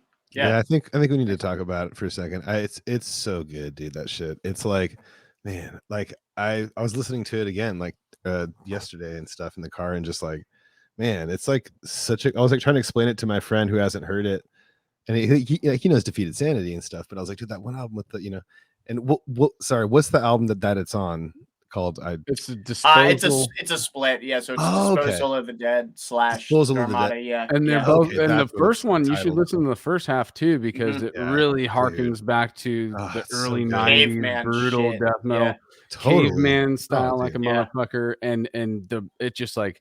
The production just takes you back. Everything takes you back in time on that split, dude. And that's why I really do enjoy. I mean, I love everything Defeated has ever put out, but like that right there, that was just for me. I felt, I was like, oh yeah, dude, you're touching on all the old school shit that I love, you know, right here in this dual fucking split package.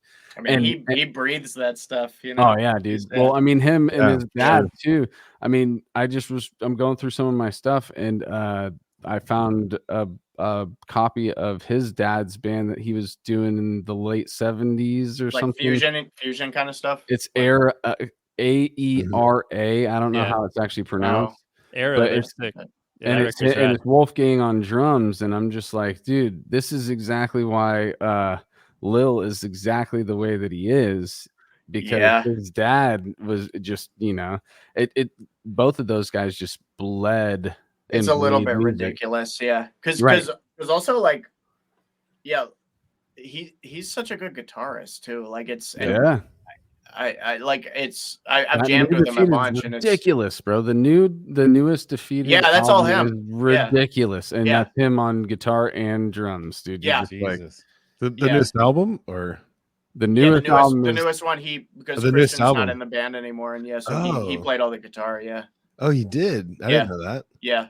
Holy shit! Wow. Yeah, he's gangster. Incredibly dedicated to like just the way, I mean, he thinks about that music just all day, every day, you know, and it obsesses over it, and you know, gets anxiety over it, and but it, like he Yeah, he's incredible. He's definitely. Lil. I said Lil. I'm fucking up all the words. I call him Lily all the time. And it's Didn't he say Lil or something? I think it's Lil, but yeah. Lil Gruber. But I'm a bad friend. Lil Wayne, dude. Little group. So no, but he's insane. Wait, he's real quick. I had a question because with the Dharmata stuff, was that just vocals for you, or did you play guitar? Just vocals, yeah, just vocals. How was that? Just being the front man? Kind of.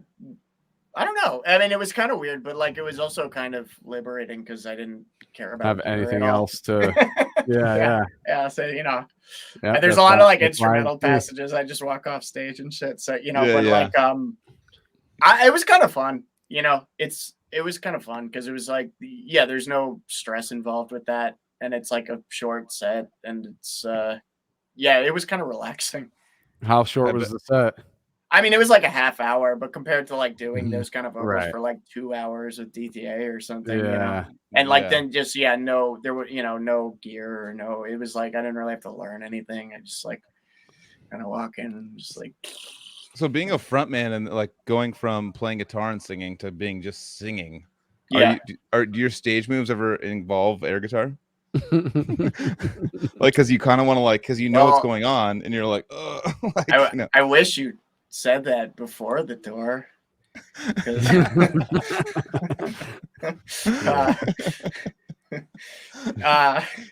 No, I should have. I don't think I had any stage moves. I think I just kind of stand there like an idiot. Yeah, you were just like, yeah, pretty much. Yeah. I'm just kidding.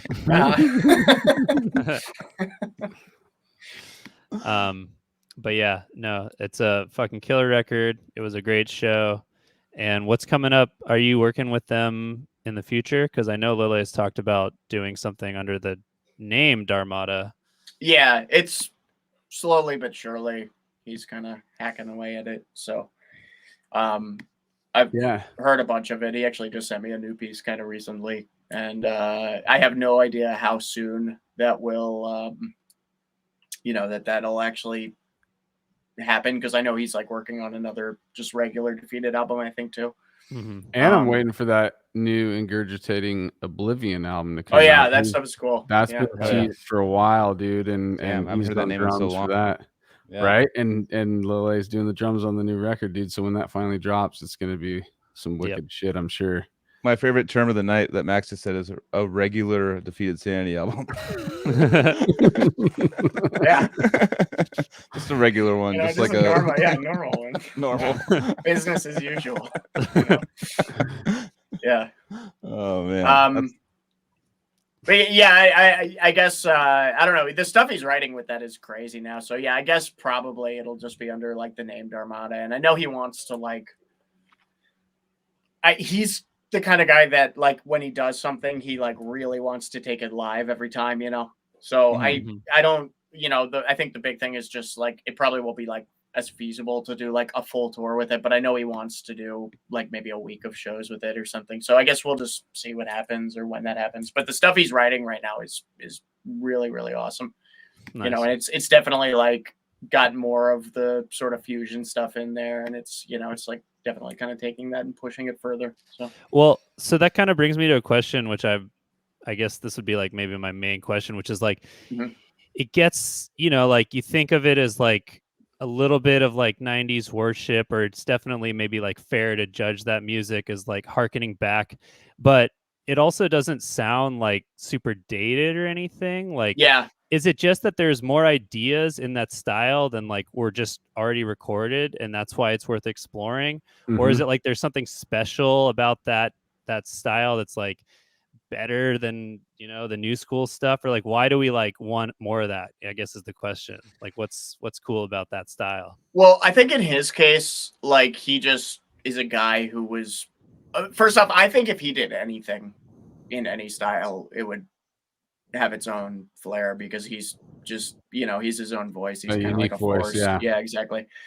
So I think for him that's just and Jacob, like that's just, there's an element of just that nostalgia there that interests them in that, because that was I mean he'll talk all the time about like just worshiping like you know, Human and you know, the Cynic demos, and you know, he's a guy who just eats shit and breathes like that So I sort of want to music. add some little philosophical shit to that, because Sure. I've been thinking about this lately. Like, so if things progress into this, you know, newer direction, internet based, you know, more modern style, this and that, and then but it's part of this, you know, it stemmed from this underground thing that, you know, a lot of people still have a nostalgic feel for. I think that it is a preservation situation, you know? Like, let's not forget about it, because if we do start to ignore it, it will get forgotten, because it's just the underground of, you know, 30 years ago and 25 years ago plus whatever. And it's just like, all of us from our generation, and hopefully newer generations are still coming across this stuff. I'm not saying that if they don't, if we don't keep it alive, it's going to die type deal. But I'm just saying, 37, like just 37, like 25 years ago doesn't seem like that long anymore. It's kind of fucked up, like how fast that has gone. Where you go like, yeah, oh, this album came out 20. It's like an album that seems kind of current to you. It's like, oh, it's 20th anniversary. You're like, what the fuck? Like, well, they're you know, coming when up you on start, the 30th anniversary of Focus too, and yeah. by the way, side note, the videos that Paul's been posting, we've Oh, talked yeah. about it. The mixes sound like it's gonna be pretty rad. How Yeah, cool would it definitely. be? Joseph mentioned this. How cool would it be to just play around with those stems, dude? Like they are right Studio. now, you know? Yeah. That should be But like in yeah. recording classes and shit. Oh yeah, no, what I'm saying, just the preservation thing. I think that like it's like Yeah. a homage to the old school, and plus trying to like preserve it in a way. I guess my kind of like the thing I like trip out on is like I wouldn't have wanted like the Beatles to get like really retro instead of like going more, you know, forward, and like that's how I feel about a lot of people. So I'm always like a little like, should we kind of be gazing back, or has metal gotten to the point where it's like, oh, Wynton Marsalis and jazz, where there's like a golden era, and that's what we should be kind of like focusing on? But Is that's that... not real. But Good a question. lot of jazzers would say that's not what you should be thinking. You know, those are different schools of thought, and that's more the like you get that in colleges, you know, with like, you know, with the jazz scene and the classical scene where they get dogmatic about like, well, this is this, so you know. Mhm. But the truth with those things is that's not an issue you need to think about. Yeah, because those things are gonna, whatever your interests are, that's what you're gonna focus on. You know. yeah, Exactly. So like, I don't think that's any. I don't think anybody needs to make an effort. I mean, like, you know, you've got guys like you know, the gruesome guys are doing that, and that's just pure love for them. Like they just do Right. that because that's, you know, they just love doing this like kind of death tribute thing. That's almost like writing songs that are exactly that style, you know, and that's just an organic sort of thing. And you know, so I think there's like people who will do that, and then there's other people who will do new things, you know. And I think that's a a thing great that point. organically sort of, you know, I don't think that stuff's going anywhere. I mean, I just played like death songs for like a shit ton of people that were like singing the riffs, you know, and I don't think that's like diminishing too much, Yeah. you know, maybe in 100 years, I don't know. But like, I just think those things kind of work themselves organically. So I think you just do and focus on what you like, and what's, you know, if that's like exploring everything and going back to that stuff, do that, you know. Yep. Yeah. But I don't think anybody needs to worry too much about that. I think those things kind of, somebody will always be interested in preserving something, you know. Like I know like people who sit around and play like Renaissance music, you know, and like Yeah, you know, and no, there's those so. people like in just, you know, in all music or any genre of anything you could think of that kind of just put their claws into something. They're like, this is the time when it was the best, and like, and it's And whatever everybody- they say versus like whatever you think. And a lot of people were like, well, you know, well, that person is influential, so that must mean something, you know, that must be it, you know what I mean? And a lot of people like stick to that. I have friends that look like Zakk Wylde and shred still, you know, like the same thing, because you know that's their era that they're in, and they're you know, they're people that they looked up to were like, that's the shit, you know. That's right. And yeah, but yeah, you said school We're of taking thought. an It really definitely comes into individual thing. Like everything's subjective with what we're talking about, really. Yeah, we're gonna probably fucking punish people to, you know, saying like, no, it was when Spawn of Possession Cabinet came out was the best, you know what I mean? Like we'll say stuff like that to people, and like, but there's always progression, there's always news time, and there's also like a time when you're growing up and something grabs you and you're like, I think that's a huge part of it. I think a lot of that, I do think that a lot of people's impression of something is there's kind of this magical time sometime between teens and like maybe early 20s when brings people back memories. It's like you're the most impressionable, you know. Yeah. And I do think so much. I used to think like all these objective things, and you know, I now I just think all that shit's horse shit. And it's like, you know, I do think that's a huge part of it is just where you are at. So but I don't know. Yeah, these things kind of it works itself out, you know. It doesn't. Somebody's always gonna like, you know, everybody. There's so many people out there that are into music, and there's more music than ever now, and it's like that can be kind of daunting, but it's actually a good problem, you know. Yeah, it's so funny because like we're here, you know, 20 years into our contributions to the music scene, and we're still talking about it today. So it's not going away. You know? It's just like this. Yeah. This like it's like maybe like a pack rat, like squirrel getting ready for winter type deal. I got to hoard all my bands and make sure that they make it through to the next season. Nah, you'll do that already without, you know, right. like. Well, sometimes music comes in clumps too. It's like banger album. It's like you're getting like used to it, and then like sometimes there's a little time it gets a little quiet. You know, there's still good stuff coming out, and then there's sometimes where it's like so much at once, especially like what we were talking about earlier with the streaming and all the things that just get like no, like a banger album can fall behind because there's so much other stuff just flying at your face now. It's like constant, like on your phone, on your computer, on everything. It's like constantly throwing at you, you know. Or where you're just at in your life, you might not be really like, all right, I've kind of, you know, I'm not taking in so much metal, right? Like I just realized like I can probably line it up with each child, like post child, I probably was not really into metal as much. I'd be listening to more like easy listening shit, you know, just Sell out. you know what's funny is that actually for having kids is what he's talking about. But then it actually gets to the point where like I'm like, fuck it, I am going to be listening to metal around the kids, and then they like just fall right asleep to metal, and I'm like, oh, you're all fuck you posers. I should have been playing this the whole time. Like playing you shouldn't play it around them because then they're gonna hate it like in 15 minutes. That's actually another. You gotta act like you don't know about it. That's and true. You gotta talk about how much you hate it, and then when they go to revolt against, you see I 100% agree with you, dude. Anthony. I have a good idea. So instead of headbanging to it, grab your hips and just go like this. Just headbang like this to it. Just say no. Just be like, no, but like, just keep playing it. Let them rebel correctly. No, I know. I totally agree with that. But at the same time, no, I can also be on the other side of it because there is stuff that my parents were listening to. I should say pre-adolescence though. And the adolescence that we're talking about, my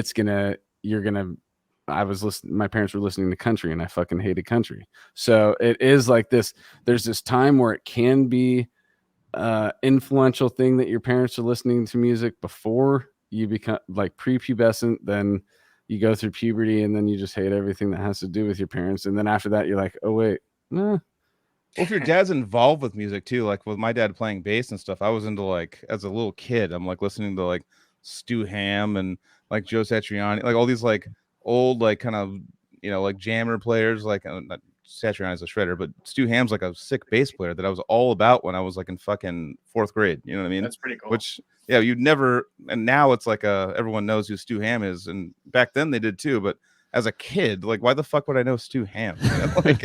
like you know, and it was because my dad was like playing, he was into it. He wasn't forcing anything onto me. He was just like, I saw his reaction to it, and I was like, fuck, that looks like fun. Like, you know, he wasn't like, you have to listen to this. I remember my mother one time, I was getting too deep into metal, and she was like, you have to listen to the Cars. I bought you a double disc of the Cars, which I don't hate, but at the same time I was like, it was all forced. So I'm like, ugh, it's like gross. Did you ever show her the Fear Factory cover?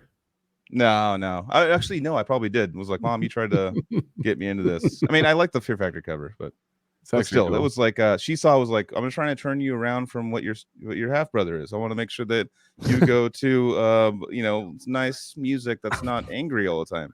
And so you kind of rebel against that too. But if you see like a parent like playing music and being into it rather than them pushing it on you, then you kind of have like a you know, there's a question mark above your head, like, why are they into that so much, you know? Yeah, I agree.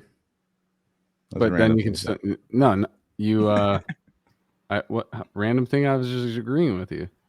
Fucking stop agreeing, dude. Now Stop that fucking Anthony agrees, agreeing. I think it's a terrible idea. All right, we're Okay, I want to shout out seeing Exist live opening for, was it the Beyond Creation Archspire tour? Am I remembering that? Obscura, yeah, Obscura, Beyond yeah. Creation Archspire, yeah. I Infuri, bought the Exist shirt that had. I'm not wearing it. I'm holding up a different shirt. Shout out. But Just hear I the bought source. Fuck yeah. I bought a shirt. It's like a guy on a sidewalk that's like dissolving away from the rest of the world. He's And taking a selfie in a really crazy place. I got a cool shirt at that show and hung out a little bit. And Brody has gone fucking places since playing that tour with you guys. Yes, he has. Yeah. Holy fuck, dude! I saw him with Alluvial just utterly kill it the other. Yeah, month. I went to the show here. That was a great bill. Yeah. And that was just a very fun opening set you guys did at that show. And I mean, I loved you guys already, and I was like very excited to catch you guys live finally. Thank you. Yeah. Trying to get out and do it again next year. Oh yeah. This new album, yeah. Are you having issues with all the different, you got your hands in a bunch of different bands and stuff? Is it harder to tour now with Exist and try to plan that? Kind of, yeah. I mean, the bigger thing right now was just we put out our album in it was like right in the middle of 2020, and so we didn't obviously do any touring for that, and now we're kind of at a point where it's like it just seems like it makes more sense to finish this new one first. So I could definitely see that being tricky, just with how busy everybody is, but I don't know, we'll find a way to make it work. That's definitely a move, like bands that actually released an album during the pandemic they were planning on touring that album the whole 2020 2021. Like, what do? Do we play off the album that released during the pandemic, or do we do a new album, or what? It's like now I just want to do this new one because it's like it's different too. It's like I'm really excited about it. It's kind of like shorter, more concise. So it's just a slightly kind of different thing, and I think it was maybe thought about a little more as like an album that would translate live, and so my head is that I just want to play these new songs now. It's like, but I don't know. Enough. We'll see. Yeah, because it's usually only like gonna be like a half-hour window, so definitely I don't know. Where's your influence for your lyrics come from? I wouldn't. I mean, I don't want to say like nothing because it's, but it's. I don't know if I have like specific lyrical influences. Not maybe not like I'm not saying like people who write lyrics as an influence. I'm saying like just is it life? Is it it's life experience basically. Yeah. Like So True So Bound was maybe a little more like Sunlight was just kind of existential stupid stuff that like I thought was cool when I was like 20.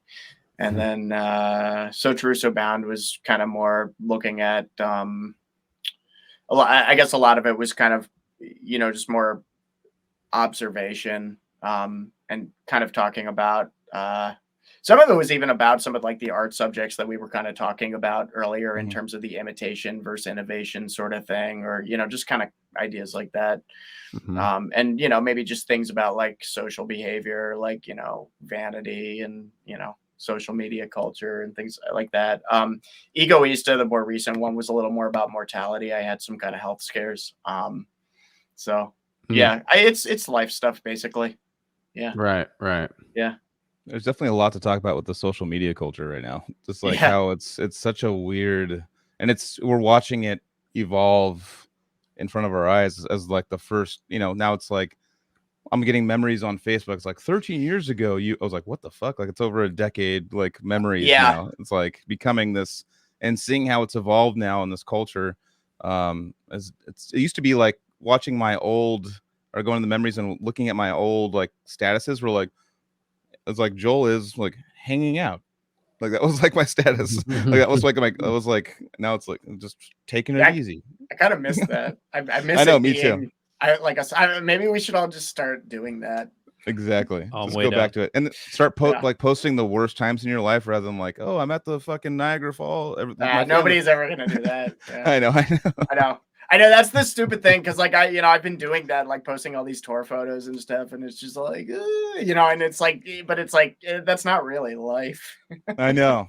Or it is for like a temporary time, and yeah, it is. I do think that's actually like sometimes I do think that could be related to a lot of the mental health kind of crisis stuff that seems to be going on just because everybody's like, look I'm having a good time. I'm having fun. Life's great. I think it's good. I'm doing life, dude. Well, so when you're having a bad time though, you're having a bad time in life, and then you're seeing everyone having a good time. That's when. Well, and it makes everybody more comparative.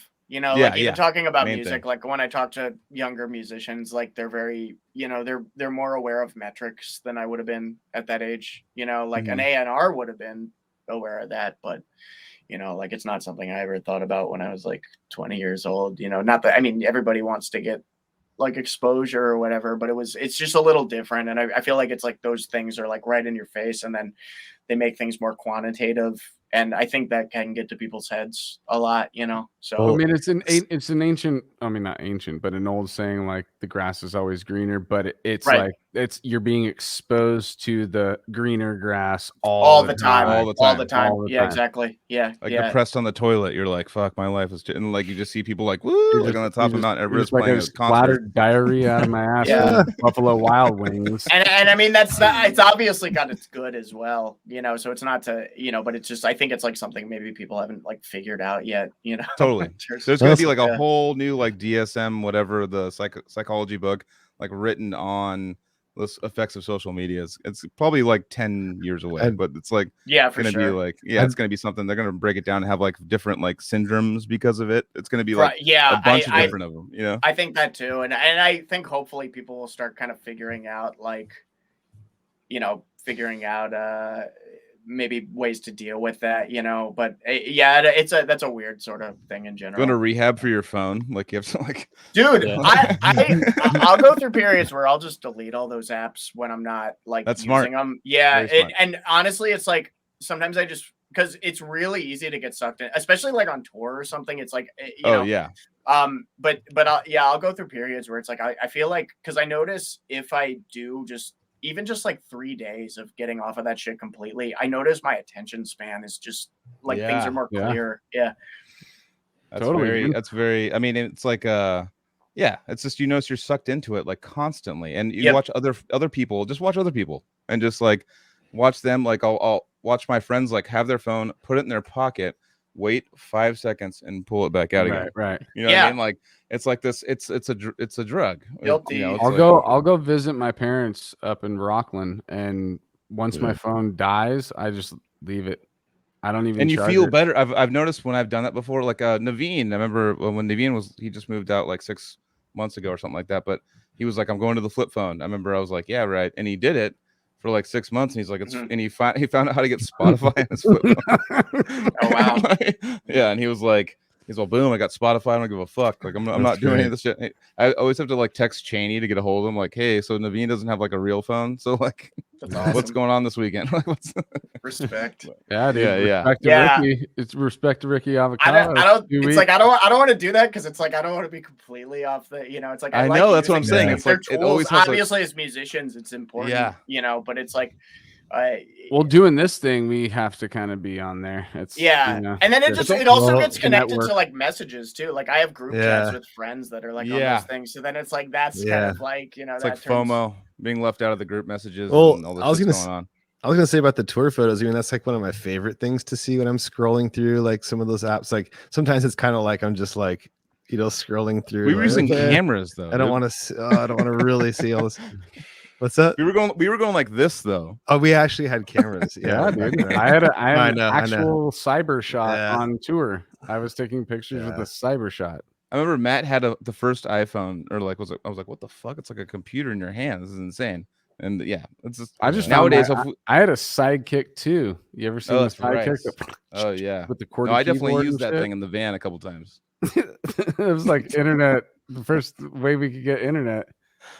Just watching a picture load. Yeah, it was like Come on. Yeah, it it's was like, like going through what was it? Oklahoma. Just Dial like, up. fucking load. Yeah. You but better it's wipe definitely, it down, dude. it's definitely. I mean, it's already done. But I just no, found your DNA is definitely on that thing. Then I mean, as far as like, yeah, just nowadays, I always think about, you know, because I haven't gone on like a 30-40 show tour since 2010 or 11 or something like that. So that stuff was not, it was top of the line, in which we all had flip phones at the time, and they were like the worst pictures ever. And if I would have had like my phone today back then, I probably would be like 300 pictures like uploading, like, you know, just like, oh, this guy over here, this guy was funny over here, and this guy fell, and this, you know, it's like, yeah, I don't know, it's like random shit, because I just I like know, dude. like funny wacky stuff. So it would probably be even worse for me. Like a micro SD card that we had to have that would only hold like X amount of pictures, and I probably didn't bring more than one. Casey's got the most pictures out of all of us, I think, still preserved. On like mini discs, like that's how old we are. Yeah. I got Yeah. original ones. I have Yeah. Gorgasm footage on the small little fucking DV tape. The cards, The tape. It's a fucking the small tape that you had to put into the bigger tape to put into VCRs. Oh yeah. I used to make skate videos on those things Yeah, dude. Yeah. when I was like 10. Well, back Yep. in my day. All right. Sorry, and also MDF footage, 2004.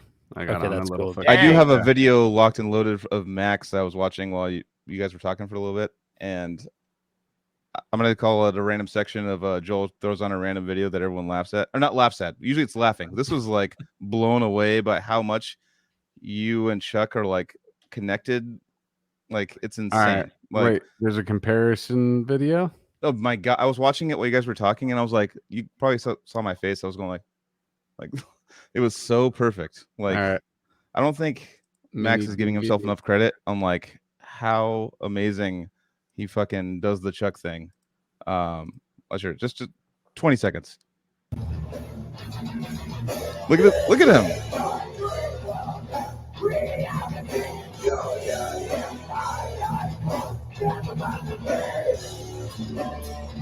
He even looks like him. Wow.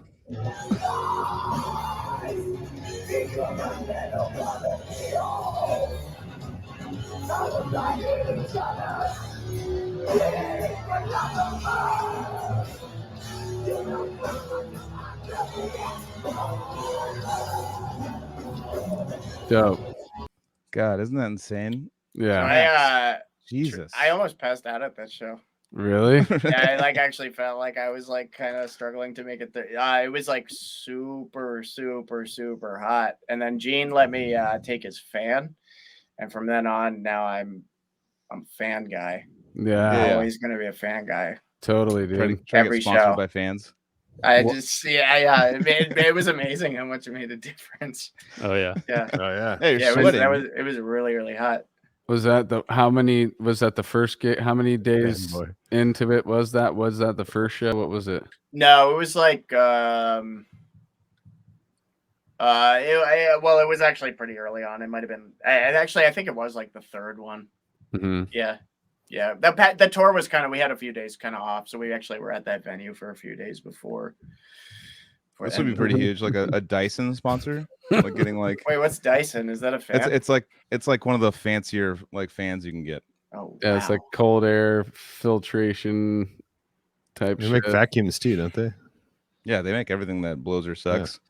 Yeah. Hey guys, Nice. I just remembered I have to send this shirt out right now. That was a Dude. live bagging. Oh We shit! got a live okay. bagging It's going on coming right up. now, dude. I'll do it. I got it.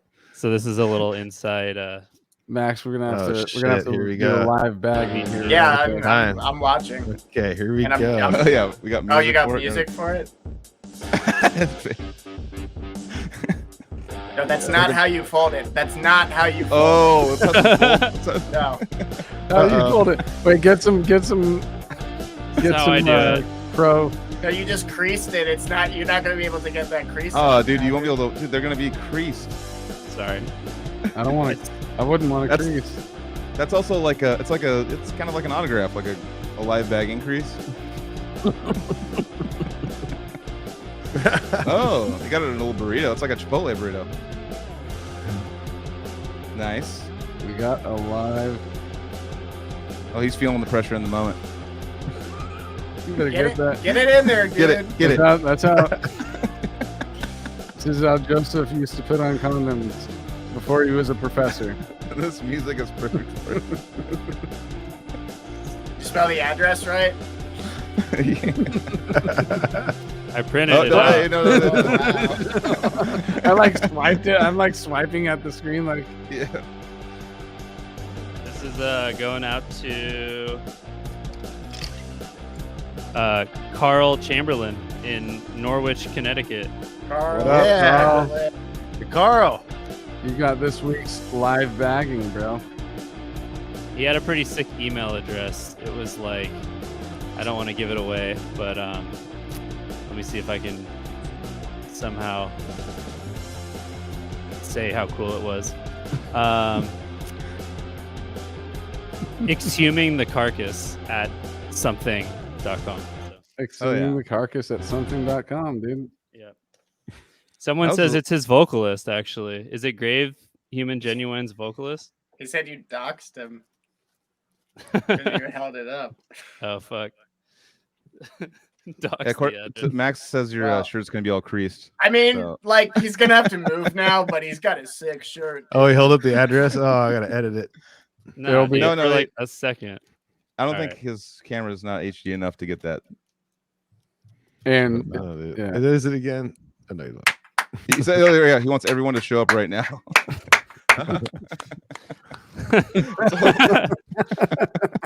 Order him a pizza, dude. all right, I'm gonna send this tomorrow. I love that. Live baggings. We gotta do more live baggings. I know, dude. Hashtag beat it out. Buy our shit so we can do more of it. We sold a lot of those shirts, but we have a few left. So, and then as soon as we're done with those, we can make more. We've got another design, and we'll do another design of Yeah, we do dude. flip flops. and we'll do Yeah. flip flop. I think that maybe not right.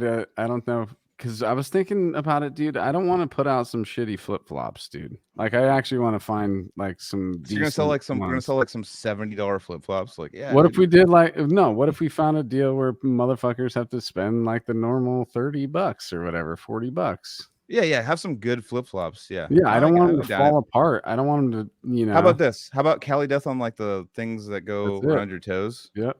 So Just like the you can strap. show Yeah, right there. the boom. straps. The straps. And then I think that like underneath your heel will be the fucking palm trees, dude. I just got Crocs, by the way. I got the Vans Crocs.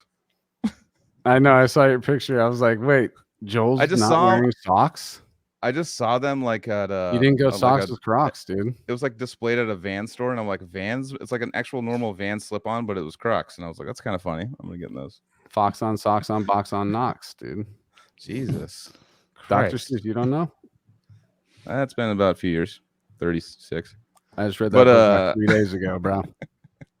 Oh yeah, you're his father. But anyways, Max. So with like touring schedule, like right now, is there any tours that are confirmed for you? That are you going out? You just came back from Europe like a week ago, right? Mhm. Yeah. How was that tour, by the way? How was you guys were playing the festival tour, right? It was like it was not a normal tour. It was like, did you do like Hellfest and all those big ass ones? Hellfest, Grass Pop, Jesus. Copenhagen. There was one in Norway called Tons of Rock. What else? There was one in the Netherlands called Into the Grave. And I'm probably forgetting. It was like 6 festivals, 5 club shows. So it wasn't like a super long tour. It was our first time doing it in 6 years. What's your takeaway from those festivals versus like playing shows in the States? Like, because they have a different kind of lifestyle out there, right? Yeah, I mean they're way bigger festivals, and I guess it's like, I don't know. I mean they're really big shows, but they're less intimate, I guess, than a club show in some ways. I don't know. They're fun though. They're super fun, and you see everyone. Like I watched Merciful Fate like multiple times. Oh yeah. Watched Iron Maiden a bunch of times. Saw Emperor, saw Opeths. I don't know. You just see everything. So that's pretty cool. You just walk around during the day and watch a bunch of stuff. That's awesome. Oh, yeah. Yeah, I'm about to see Merciful Fate and Emperor at Psychofest. Oh hell yeah. In in Vegas. Nevada, right? Yeah, Vegas. Yeah. Yeah. Oh shit! When is that? That is about a month and a week away. Dude, Merciful Fate sounded incredible. Like King sounded like he sounded like those old albums. Like he sounded like it was like 81 or something. It was pretty impressive. So I think he's like 66 years old now. Jesus, Crazy. that's pretty metal. 666. I'm just kidding. But dude, speaking of that, we're it's 7/7 at 7 p.m. when we started. 777. I saw Did that. you see that? Did you see it on the flyer? It was 7/7 7 p.m. a bunch of sevens. Oh, because of the day. That means it means something. All right. Fuck up. No, but that's cool as shit, dude, to hear like dudes like King and other guys that just never stop until they just fucking, you know. Yeah, people aren't worried about in those kind of like roles. They're not like oh well, it's my 401k. It's like no, it's like then you hear about like like Axl. What isn't Axl Rose like getting a bunch of fucking heat right now because he reads off a prompter or something? I mean, whatever makes it work, you know. You're confusing. So there's Vince Neil. Vince Neil. But Axl's sick right now, so he's canceling. Okay, so I'm thinking about Vince Neil, who was Motley Crue is pretty much like the most like train wreck like ending of their career that I've ever seen. Like fucking, it's pretty. I know.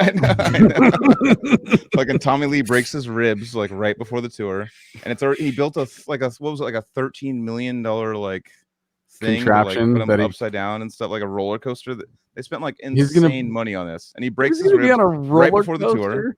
Yeah. It was something like they spent so much money on it, and then like right away he's like, all right, I'm gonna hand the drums over to this guy over here. See it, like, and then I was like, what the fuck, like, and then Vince Neil obviously has been just crushing. No, he hasn't been. His vocals have just been like, you know, all the videos like coming out. Cartman. Yeah, he looks like the abominable snowman, just like up there, just like, and they're like, you're talking about from the claymation. It totally makes sense. Yeah, I mean, watching him, my favorite was like, I'm gonna be sober. I need to get in shape for this tour, and then he did like a cameo. It was like, so fucking, hey, love you, happy birthday. It was like the worst cameo ever. And I was like, he's sure. Yeah, but the funny thing is, like, I kind of want to buy one of those now. I know, me too. Oh, that's totally like marketable. But I don't want to buy a ticket though. No, I want the cameo. I want to hear the Dude, sick drummer Mag wants to ask a question, dude. Oh, yeah. Let's hear his question. We'll get back to you. Before he asks it, I think we should do like a live cameo. Like we should like buy a cameo on the podcast from some person and have them do it like on the podcast, or like play the video or something. like oh, that podcast. We should get like some like church guy tips together to like fucking we pick up a cameo, like whoever we're gonna pick that week. All right, here we go. That's what we should do. So, which drummer have you meshed with? What drummer in your history have you meshed with the best, and how? That's a really tough question. Yeah, that's a really, really tough question because I've played with. I'm very, very lucky in terms of like. You're pretty fucking lucky. Yeah, in terms of drummers, yeah, like yeah, God. I don't even think I can answer that. I'll say right now, like I feel with Brody, like the album that we just wrote, and the way that he's kind of figured out how to write drums like over the kind of songs I write, you know, from a creative standpoint is I fucking love it. It's like all of his decisions. You know, there's very few things I wanted to change, and so that's kind of feels rare. I used to click really well in a similar way with one of the guys who drum for Exist, Matt Kleiss, who lesser known name. I don't know. I mean, like on a personality level, you know, like Lily and Sean, or like you know, I loved Sean. That's tough. I don't know. I mean, Gene's fun as shit to play with too. So like, you know, I can't answer that question. Right. I have such individual relationships with all those people, totally. You know? Right. And yeah, Steve talking about and they're all such professionals in their own right, you know. Yeah. So, like, yeah. Well, Steve talking about jamming with. Oh, go ahead. Oh no, I was gonna say like even like drummers I get to play with here, like on the regular. I get to play with like some like gospel chops guys sometimes, or like fuck. just like guys who are like kind of these jazz. Like I've been so lucky in terms of, and that's like that's one of my favorite things, dude. I mean, playing with Dirk in Tampa, like that was insane. Like Dirk is amazing. Like, so yeah, I don't know. That's like something I'm very hyper aware of when I'm playing, and I can't give like one answer. Yeah, I really can't. That does bring me back to the Giorgio episode where he was talking about when him and Hoagland got together, that they would just start fucking around. Like they had this like connection with each other where they would just start doing stuff that wasn't a part of the set. Like all the time. Gene would start to lean out, and then Steve would just follow him. Yeah, the other night, I had a guitar problem, like an input jack went out, and they just started playing like Sweet Home Alabama, and they just ended up playing like the whole fucking song. Like, right before the encore, we were in Krakow, and Gene was like singing it.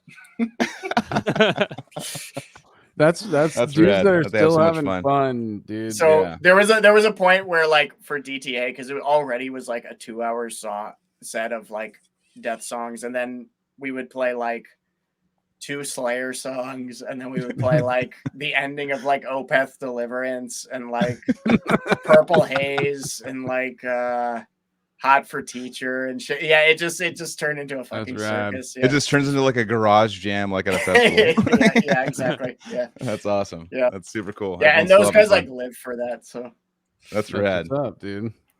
That's awesome, dude, man. The Deliverance jam, everyone plays that, right? Like me and Chris jam that all the time at practice too. I mean, it's pretty sick. Randomly, I saw Opeth like a month ago, and they had a gnarly mosh pit. Like, really? Yeah, like a bunch of guys just raging. It was fun. It was very cool.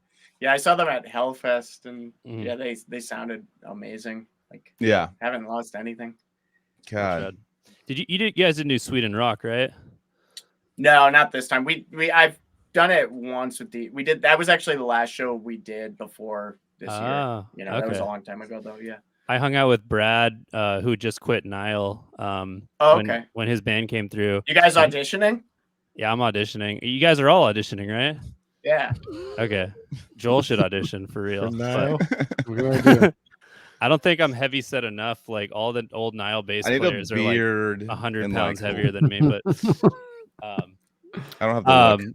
But Brad was like saying they went to Sweden Rock, and someone from the band brought the wrong passport to the airport the first day, and they couldn't get on the flight, so they had to get the next day's flight, and they showed up hours before their set, like 3 or 2 hours, and their gear wasn't there, or George's drums weren't there at least, so George had to ask to borrow a kit to play Sweden Rock, and there was no other extreme metal bands on the bill, so there was just some like random like rock band or prog band that like loaned a drum kit to George, and he played a Nile set on like Pearl Eliminator pedals and whatever random shit. And he said Brad said it like fucking went off still, like it was a great set and George still killed it.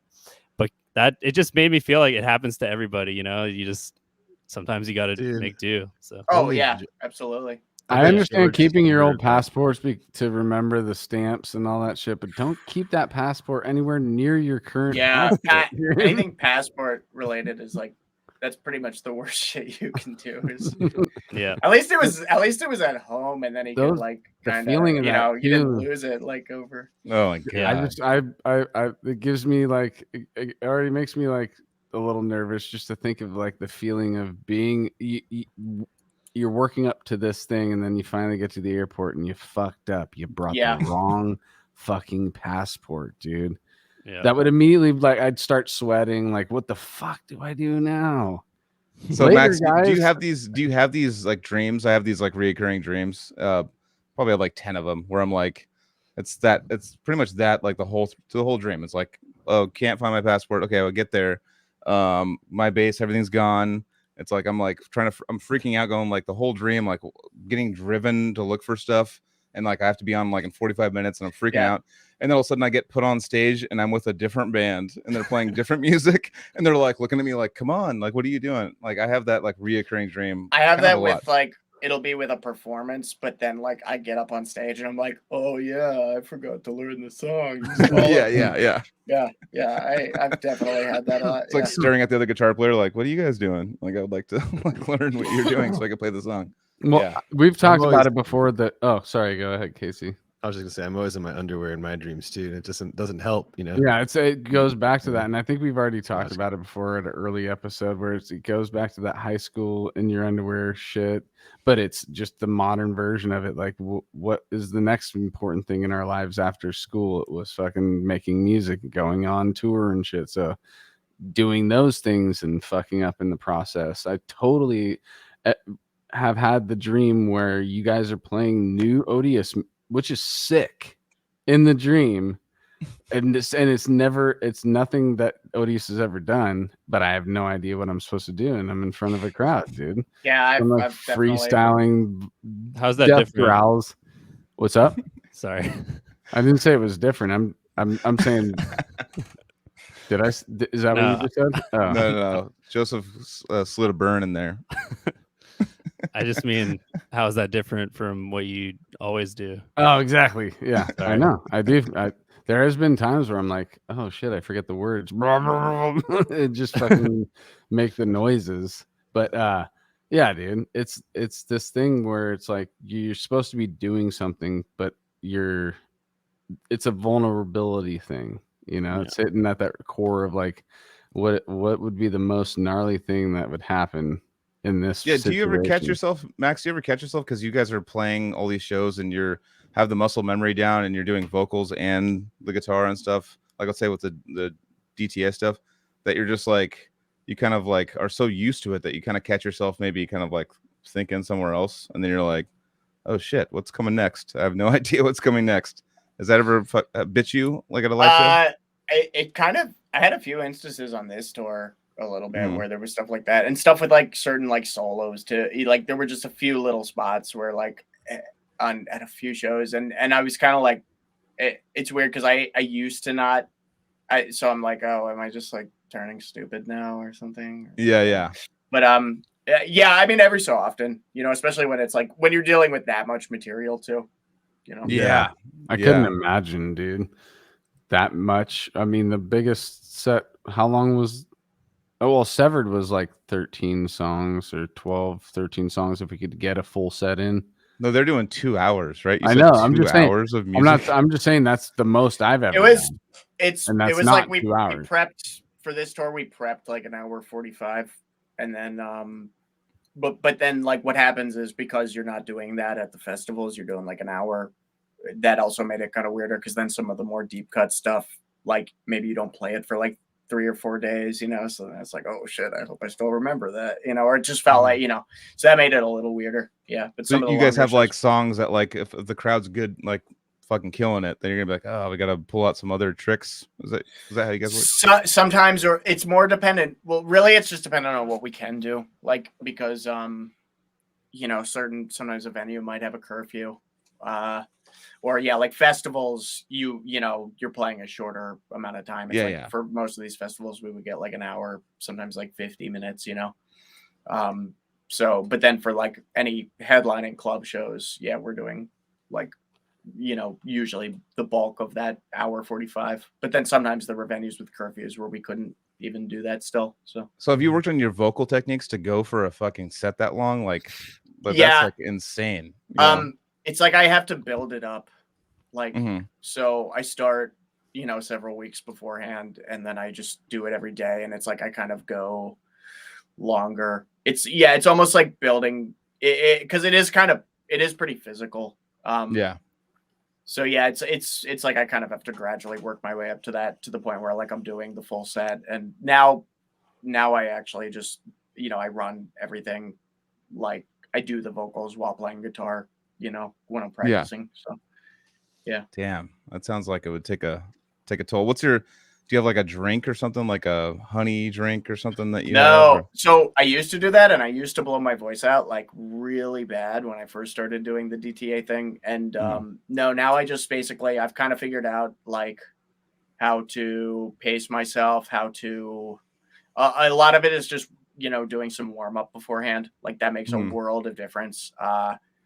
No, I saw Ian say garlic. No, nothing like I don't really do anything now. It's just all like proper warm up before the show, which I don't even like feel like I need to do like that much, but just kind of getting the voice going and just, doing some vocal exercises, like really basic sort of shit. And doing that maybe for like 30 minutes beforehand. Or I try to do like, it usually probably ends up being more like 15 or 20. And then, just kind of breaking it in, doing a few like kind of longer screams beforehand. And then, sleep makes like a really big difference, which isn't always possible, like, but that does make a world of difference. And then, if things start to get weird, like, the real trick is not talking, which is impossible for me because I'm like hanging out with like Steve and all those guys, and we just end up talking shit the whole time. So but yeah, so I don't know. I feel like though with the warm-up thing,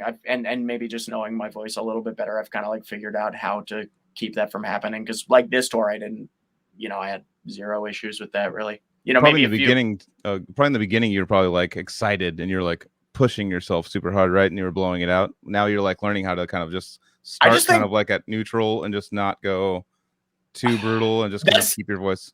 That's definitely part of it. Yeah. Yeah, which maybe is like a control thing too, just in terms of like, maybe I think now maybe I'm better to, because we're still not on in-ears, and actually next tour I really want to get on in-ears, because if the monitors are low, that can kind of provide a problem with that, because it's a lot harder for me to like gauge, because there's like tonal stuff I'm kind of looking for when I'm doing it too. Especially with that stuff, because I like try to whatever extent I can to imitate like the different eras of Chuck, Totally. You're gonna talk the old school guys into in-ears? Is what you're saying? Well, they don't have to do it. Gene and Steve already are on it. Oh, they're on it? Okay. Yeah. I feel like they're like would be old school. Like, nah, dude, we're not okay. Nah. Makes most sense with the in-ears.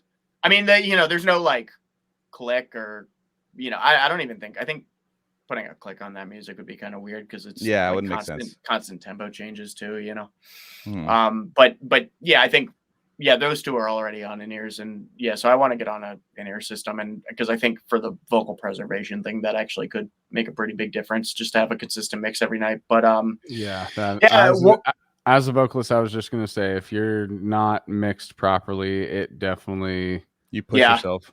Yeah, because you naturally want to push harder when because you're trying to hear yourself, and then that's it's just a natural thing that always gets you. Yeah, it always gets you. Yeah. So but yeah, I mean, no, the warming up thing is pretty huge, and other than that, that's like I used to do like honey and tea all the time, and now I don't like really do any of that. Yeah, to an extent, that just kind of that is like the law of diminishing returns. If you keep doing that, it ends up like drying you out. Too much tea dries my throat out, Does it? Yeah. Is it because of the because caffeine's supposed to dry you out, right? To coffee, never. I've made that mistake too. Coffee before vocals is not chill. Oh, I do room temperature. It's not for me. I do it while I'm recording. I'm like sipping coffee. I always just drink room temperature water, dude. Room temperature water. That's the only thing I really, or if I'm having fun, it may be beers, but just dude. I can't do anything else really, because like I used to do throat coat. I hate that shit, dude. It's I hate that disgusting. shit, dude. There's this spray stuff that used to work. Oh yeah, it's like that lemon spray. Clear voice. That's right. I've had tablets of that. Like I've had something like that, or like Voca. There's some other one, but it really is all about finding your median with your voice and your body, and how you can sustain it as long. Like when you're saying doing long sustained growls during those warm-ups, like that's exactly how I would do it too. I would try and just like be consistent with a noise for a long period of time, knowing that I can control it and keep it there, and then try something different. And right. But doing it for 2 hours, no way, dude.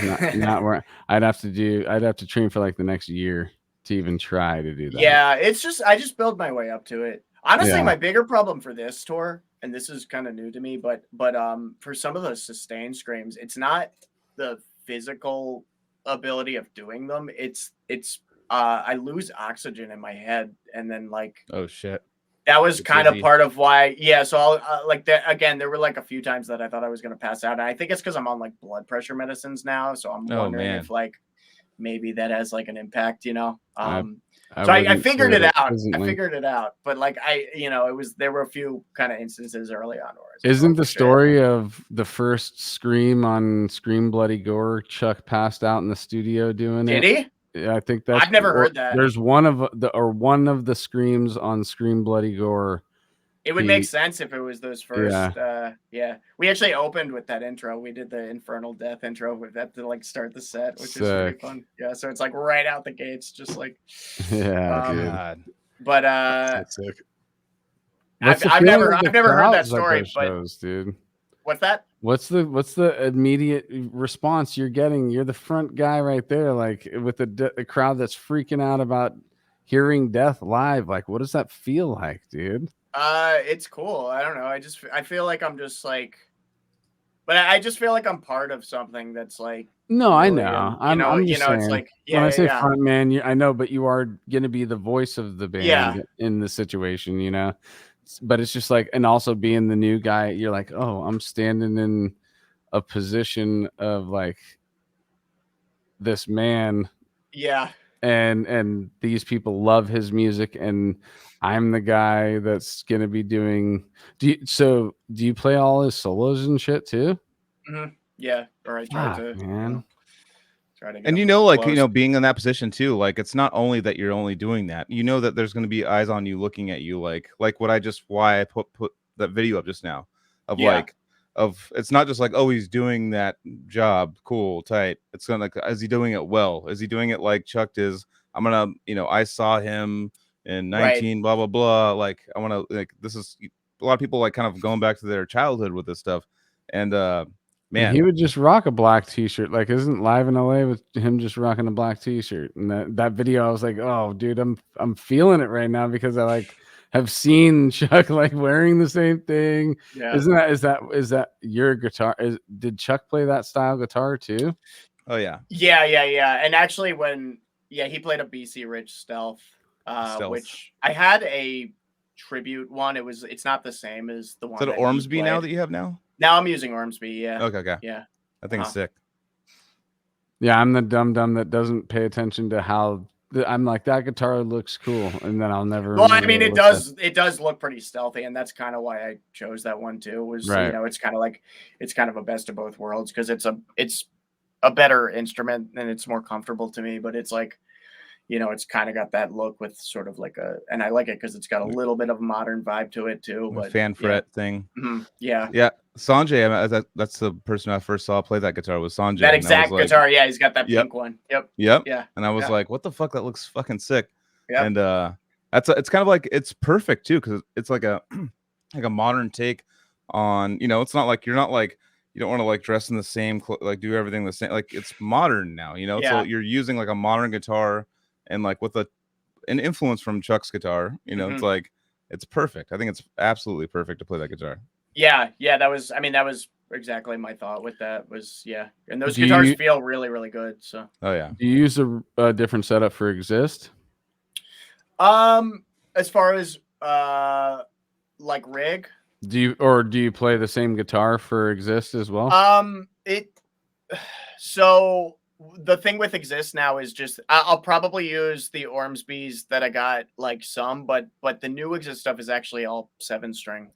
Mm-hmm. So what's I'm here. I am trying to talk your talk. Joel asked him what kind of. So are you playing an Ormsby 7-string or what other brand are you playing? So I that's what the brand is. Okay, Ormsby. I got lost. Ormsby is the brand of guitars.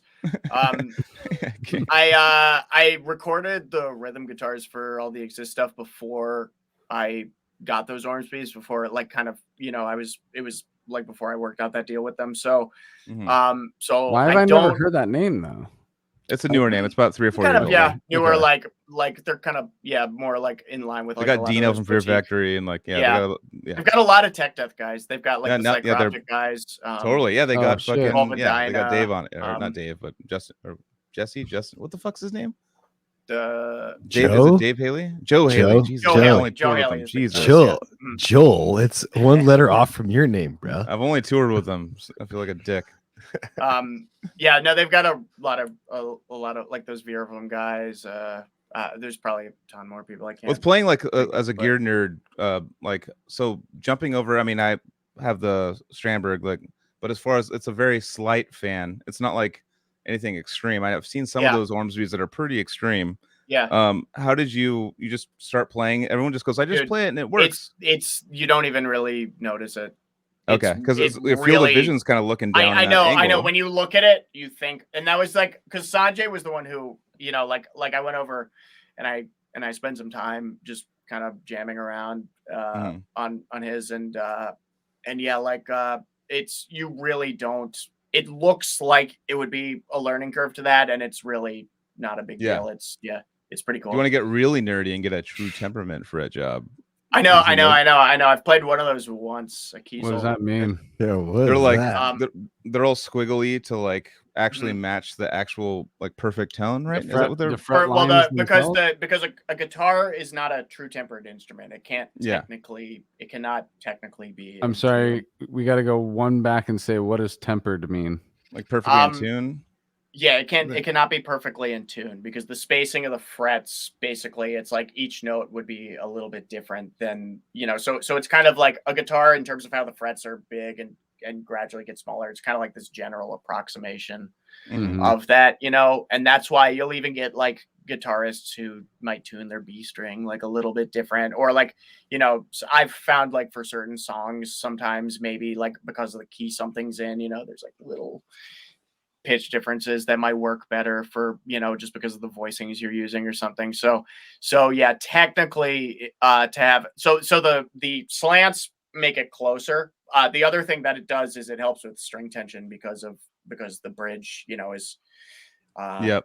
is With the lower strings and everything's stuff. different. Exactly right. Yeah. And so you can use kind of more regular gauge strings instead of like having those custom sets. But yeah, like a true tempered guitar, it's basically got to have these like you could probably Google it. It has these like squiggly dude. frets. I want to. Yeah, it's kind of like psychedelic looking. It's like They look crazy. That looks like it'd be a pain in the ass. Yeah. I mean I picked one up once and it seemed Well, I could when I see saw myself being the OCD fan. enough.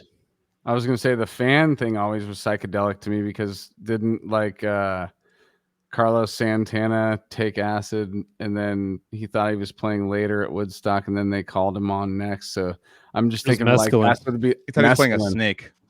Yeah, I'm thinking of like that's what the shit would look like if I was on acid looking down at a guitar like whoa. It's dude, not like stripping that Alice crazy. and- oh, okay. Well, It's if you like- look I've never if held you look one. up the true temperament Shit. ones, you're Shit. really gonna freak the fuck out. Ah. Whoa, Yeah. dude. See Yeah, how these there you frets go. are Yeah. right there. So this is a fan true temperament one, right? That's So insane. this is like a little. It's dude. a Strandberg. So they're like they basically like. Oh, it was Get every- it wasn't a Kiesel. It was a Strandberg, the one that I played. It was a Strandberg. It's like the dude from that now plays in Meshuggah. What's his Piers or whatever. Yeah. That Nielsen. guy's like got like that guy's insane. But he's He's got like incredible. that fucking his signature guitar. I'm like fuck. It's like $5,000. When you get true temperaments, like adds like $2-3 grand, right? I'm sure. Pretty much. Yeah. Yeah. I'm just like, who's the guy who figured that out, dude? Like, here's the way we get past this problem. Or are they even? Is that still true? Yeah, theoretically, somebody probably knew it like hundreds of years ago when it was just lutes, but it's just it wasn't probably that easy to. I don't know. I'm sure shaping the metal like that is a pretty big getting pain the in frets like ass, and that. Yeah, exactly. Yeah, that's insane. You guys It's heard like of the Geometry, microtonal guitars? What's that, Casey? The microtonal guitars. Oh God. My I don't want to You go want to into get that real realm. wild, dude. It's like almost like East Indian kind of like as Sitar? far as like the semitones in between. I Yeah, don't they even use know. like 22 semitones or something like that. Yeah, it's Yeah. insane. It's Yeah. like the guitars that have like these frets in between frets and it's like looking at those guitars, I'm just like, and watching people play them, I'm like, I don't even believe you. I don't even know how you're Yeah. playing that. Yeah, that's Like, a you have to world be I don't think I'll ever so- venture into. That's Yeah. Not because it's not cool. Like I just don't, That's there's prog and only like so many hours in the day. Yeah. Right. that's 20, like 32. There's gonna be guys playing microtonal, like the hipster guys, like, dude, I got Microtonal tech Probably. death. Yeah. Microtonal Yeah. tech death. That's dude. what happened to Tony, my bandmate from Transcend the Realm. He lives in Istanbul now. Sitar, right? No, he plays Oh. He plays and studies microtonal guitar now. What the fuck? That's what's coming. Yeah. It's like microbreweries first, now microtonal. Who was that guy from Screaming Micro- Headless Torsos? He's like kind of into. I'm sure there's a bunch of other players. Like, yeah, We'll see it. It's coming because Yeah. there's gonna be like changing. People It's want gonna to be be like, I want to be. how death metal guitarists get enlightened. They go out to the east where Yeah. Look at this, That top dude. left one. That top left one is perfect. That's a perfect Yeah. one. See, all let's these just I want to crazy see little- somebody Click it, play click it, dude. click it. Let's see somebody play it real quick. Oh, sick. Yeah, look at that. Fuck that. What That's all I'm the gonna say is fuck. Wait, can I get I want to see if I can find Tony's That's videos. not the that's Whoa. insane, dude. that guitar on the right is like, or on the left, I mean, is crazy. Can you guys see all Which that? one? This one he pulls up here. Oh no, I can't see all that. Can't see shit. What, Can't see are you anything. watching something? We Can just you guys that. see it? No. No. You guys can't hear it. Oh, sorry. No. I think you only shared a tab. You don't see it? You shared a tab. You didn't share the whole thing. Oh, sorry. That's That's that's pissed. weird. I don't know what's going on. Well, do your research, people. That shit looks crazy as shit. Yeah. It won't let me share like Zoom used to. It's so easy. Anyways, yeah, those are crazy. Anyways, yeah, sorry. Fuck yeah. Well, So good stuff. yeah, dude, this was good shit. So Max, what you said you're in the process of writing this new album. That's cool, dude. So or recording now. We finished damn. drums. oh, I went down shit, to did I say Atlanta. writing? Sorry. Yeah. So Brody lives in Atlanta, so I went down there like back in like March, and we tracked the drums for it, and then like rhythm guitars are basically done. So I'm just kind of doing some final editing and comping, like kind of choosing the takes, and then we're about to record bass, and then I guess there'll be a whole bunch of layers of kind of all the tricky. Are you doing shit. a dry recording and then reamping, or is that how you? I think so. I Okay. You know what? It's all DI right now, and I'm just using like the Neural DSP plugin, so Yeah. that option Me is too. there. So like it's not impossible that I'll just use the plugins, but I think I probably want to do that. I will probably end up reamping. Yeah. Yeah. What would you say? Like I mean, Casey and I are recording pretty soon, but like we're recording guitars right now. Mhm. And we're just doing the dry, but we're throwing, like, we have Ableton, we're throwing the plug-in, and then when we're done, take off the plug-in, and then just export the dry tracks out. But would you like a difference in tone, since you're like, you've been all over the place, you're very understanding of tone. What's the difference in an album with going like with a tube amp versus like you're a definitely fractal? asking the wrong guy. Yeah. Thank you very much. Yeah. I'm actually kind of a big idiot when it comes to that stuff. So Really, it feels like Yeah. I mean, with you, like, it seems like your tone, like, you have great tone from everything I've heard with the well, Exist stuff. thank you. Yeah. Yeah, With the Exist stuff, honestly, like our other guitarist is like a wizard with that, and so I kind of just defer to him a lot of the times. yeah. Just get the stuff done and be like, whatever, do the tone. Yeah, sort of. Yeah, or like he'll kind of advise me on stuff, and I don't know. I mean, I'm not sure. I know like a lot of purists who really can tell the difference, and I don't doubt that but I've never really like been the I guy agree. to sit there and kind of like do shootouts with stuff. My favorite I is should, but there's like these videos online of these like super purists, like old school dudes, and they do a blindfold test of like a Kemper Right. versus their like favorite amps of like the 80s through 2000s and stuff, and they just Mhm. blindfold them and be like, which one's real, which one's fake, and they fuck up every single one. Like, they can't tell. It's like one of those like purists, like wine people or something. You like fuck up with the wine a little bit, and like, which one's the high end stuff, and it's like it comes down to a blindfold. We had a friend who But our other guitarist did that with an engineer friend of ours who was kind of like one, you know, he was more a vintage guy, and my friend went over to his studio one day, and this guy's got just like, you know, some insane amount. Yeah, exactly. And he profiled like all of his amps, and then they did some of those, you know, and the guy. Yeah. But I don't know. I do think there's probably I don't think that's all bullshit. I think there's a live air push from a tube amp. There's a live like air, like you can feel like a kind of a bassier air kind of feel to it. But as far as what the crowd is hearing, I don't think there's much difference. Well, and then you could argue also, like, depending on circumstance, you know, it's probably easier to get a cleaner sound just going DI through the PA like that, you know. So I, you know, and then beyond that, like for me, it's more just the convenience element and travel wise. Yeah, exactly. Yeah, traveling. Exactly. Yeah, it's perfect. Yeah. Well, fuck yeah, man. I mean, I'm super glad you came on. I mean, fucking, you've been a part of you're in the coolest shit, and you have a fucking awesome band. Exists is fucking rad. I listen to it all day today. Yeah, super sick. Yeah, really cool. Actually, no, like honestly, I was like listening to like fucking probably 15 or 16 like songs. I was stoked like at work. Like one of my favorite recent new bands. I was gonna say one of my favorite recent new bands to come across is this band for sure. I'll be digging more into the like I said, I just listened to the newest record because I actually use Amazon Prime Music, which is okay. It's so a little boomery. That's fine. And actually, there was like a demo on there, and then I clicked it, and they were like, "This content's not available." I'm like, "Motherfucker, why are you guys advertising that this is on here?" But anyways, dude, that was like about 35 or younger. What is it? Ego. Egoist is our newest one. Yeah, that's the one that I had an experience with today, and it was awesome. And yesterday, actually, the twist of the it's got the old school like Cynic, so everything I want, plus like a new kind of like modern vibe on top of it. So that's what I got like immediately from it. Like it's got like what I love and what I've loved to listen to my whole life, plus like a modern kind of like. I thought that you'd be into it, dude. There's definitely like a lot of prog in there that I was like, oh yeah, Joel's. I loved it. This, dude. Prog nerd. I loved it. Oh well, thank you. That means a lot to me. It does, you know, especially like, you know, I had that Severed Savior album, like, you know, fucking forever ago, and you know, same with the Odious stuff. I had some friends that showed me all that stuff back then, you know. Sick, so dude. You know, I was hip to that scene back then. So thank you guys. Rad. Insane. Yeah. So, but check out the other one. It's not Exist, but it's sort of the similar context as this Wait album that it's called Wait, WAIT. That album's sick. Thanks, man. Yeah, on the Artisan era, and it's the bass player from Alex Weber and I, with a friend of ours, who's a really great guitarist and kind of is he's kind of the core of that band, and him and I kind of co-wrote a lot of the songs, and Anoop Sastry drummed on it. Shit! So Jesus.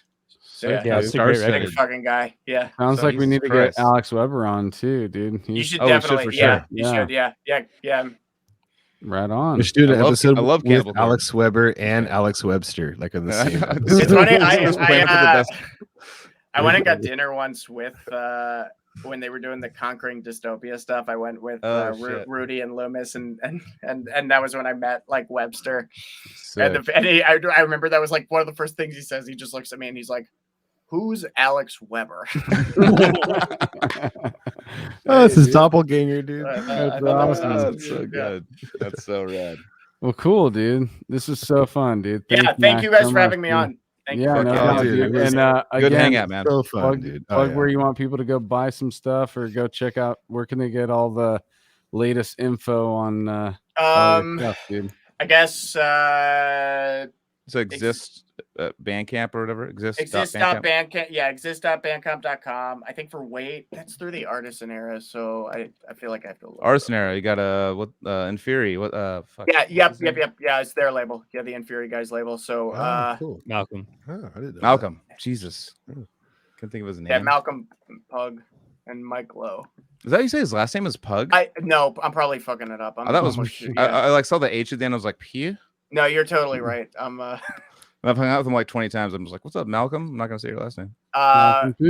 Wait.bandcamp.com. So exist.bandcamp.com, wait.bandcamp.com. And then hit you up for lessons, guitar lessons if People are looking for lessons, or session work. You know, I do guest solos. I did a lot of vocal stuff. I actually did I did some cool albums. Kind of. So what? That's mainly your Instagram. I have ideas. Yeah, Instagram Max underscore Phelps exists. Yeah, and I feel like there's something else I should be.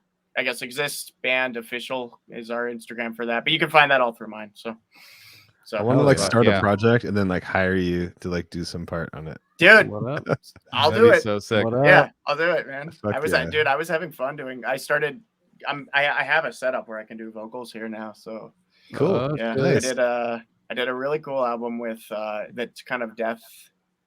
Like, I don't know when it'll come out, but this Brazilian guy, but it was Weber on bass, and then George Colias did drums on it, and like a session thing. Yeah, and Bobby Coble did some guitar stuff. I don't know, some fast guy. But he's like, some of the stuff he's playing is almost more like fusion-y, so that was kind of cool. Oh shit, that's rad, dude. Yeah, and then I did a few kind of cool. I did this really cool one with this guy with Forrest. So I don't know when any of these are coming out, but Forrest, yeah, with Forrest on bass, and I love Forrest. Yeah, a bunch of Canadian guys, and that Robin. What's that? Oh, Robin. Australian. Yeah, we're gonna get him on. The drummer. Yeah, of course. Yeah. Amenta and stuff like that. I've never talked to him or anything, but it was just a session thing that I did. But very cool album. That one of the best guys. I don't know when it's gonna come out. Robin Stone. Yeah. Robin Shout out. Love him. We're gonna get him on here for sure. We have been talking to him. We're gonna get it on. We're gonna get it on. A very talented gentleman as well. Yes. Oh no, I love Robin Stone. Oh, he did Amenta, and he did what he filled in for what? Yeah, it was Augury for one tour. We did the Augury. What was it? Augury? Was that what he was playing? Either Neuraxis or Augury. It was Augury. Canadian. I was Augury. Okay. Yeah. He did it. I remember. I told the story. He had swine flu and played a show. Oh, dude, the guy's a gangster. Yeah, he's a gangster. So we're talking about two things with. I recently lost a session gig to him too. So. Yeah, he seems like one of those go-to guys. All the better for the band. Yeah. Well, luckily Joseph doesn't have any bands he's playing with, so. And he has like 400 bands. Joseph is looking for some bands, so if you guys are, he's rivaling Gabe Seaver. He's like, dude, I'm taking that motherfucker. Right. Gabe gets pretty busy, doesn't he? He's like constantly on there. A little bit. Aren't they starting their tour tomorrow, like Decrepit? I know. I'm supposed to go in Sacramento, but I get off work late. Anyways, fucking Max. Are we rating anybody? Oh shit! I got to raid. Is anybody on now? You got to get raided, Joel. I have to piss like a race. Joel's the only one who knows how to. Well, you better piss like a raid horse, dude. You guys might have noticed I was looking for like canisters around me real quick because I was like, this is getting a little sus with my how hard I'm holding it. Okay, we'll send it to either Nicole, who's been on the podcast, or she's got 116 people. I think she just got rated, or Kevin, but Kevin's playing video games. Gene Hoagland, is Gene on? Gene does the Twitch thing. No, Gene usually goes on early in the day. I follow him. Yeah, that's cool. Severed Troy, dude. Oh, Severed's on. He's not playing right now. He's not. Oh, he's just chilling. He has to be on to raid. I thought he was. But by the time we talk about it, everyone's like, "All right, we're out." What do you guys think? What's the chat think? What does the chat think? Yeah, I'm not watching the chat. Nothing. Just crickets. Shout out Sam Lanyon. I have to piss. Shout out Sam. All right, we'll raid. I'm gonna raid whoever. We got David. We got somebody. David Frank drums 182. David Frank drums. Okay. All right, Nicole. Everybody's saying we got 3 Nicoles. Sorry, we got 3. David Nicole, Frank. He's got 182. Yeah, it's Nicole. Yeah, I pretty much raid like most. If you got 3 votes versus 1, we got to take the 3 votes, guys. All right. All right. Well, dude, again, Max, thank you so much, dude. Yeah, thank you guys. This was awesome. Hell yeah, and, dude. Thank you so much to everybody who's been with us on the live chat, and hope we interacted enough with you guys tonight. I was feeling like we didn't do it at all last week, but yeah, rock on. We'll see you next week. And we didn't even say our shit real quick. Cali Death Podcast.bigcartel.com. You get a live bagging if you order. Are you doing this because I have to piss? Yeah, I am, dude. And Battle Forge Coffee. Battle Forge Coffee. All right, I'll just piss. Battle Forge Coffee. Boom. All right. Love you guys. All right. Love you guys. Peace out. Peace.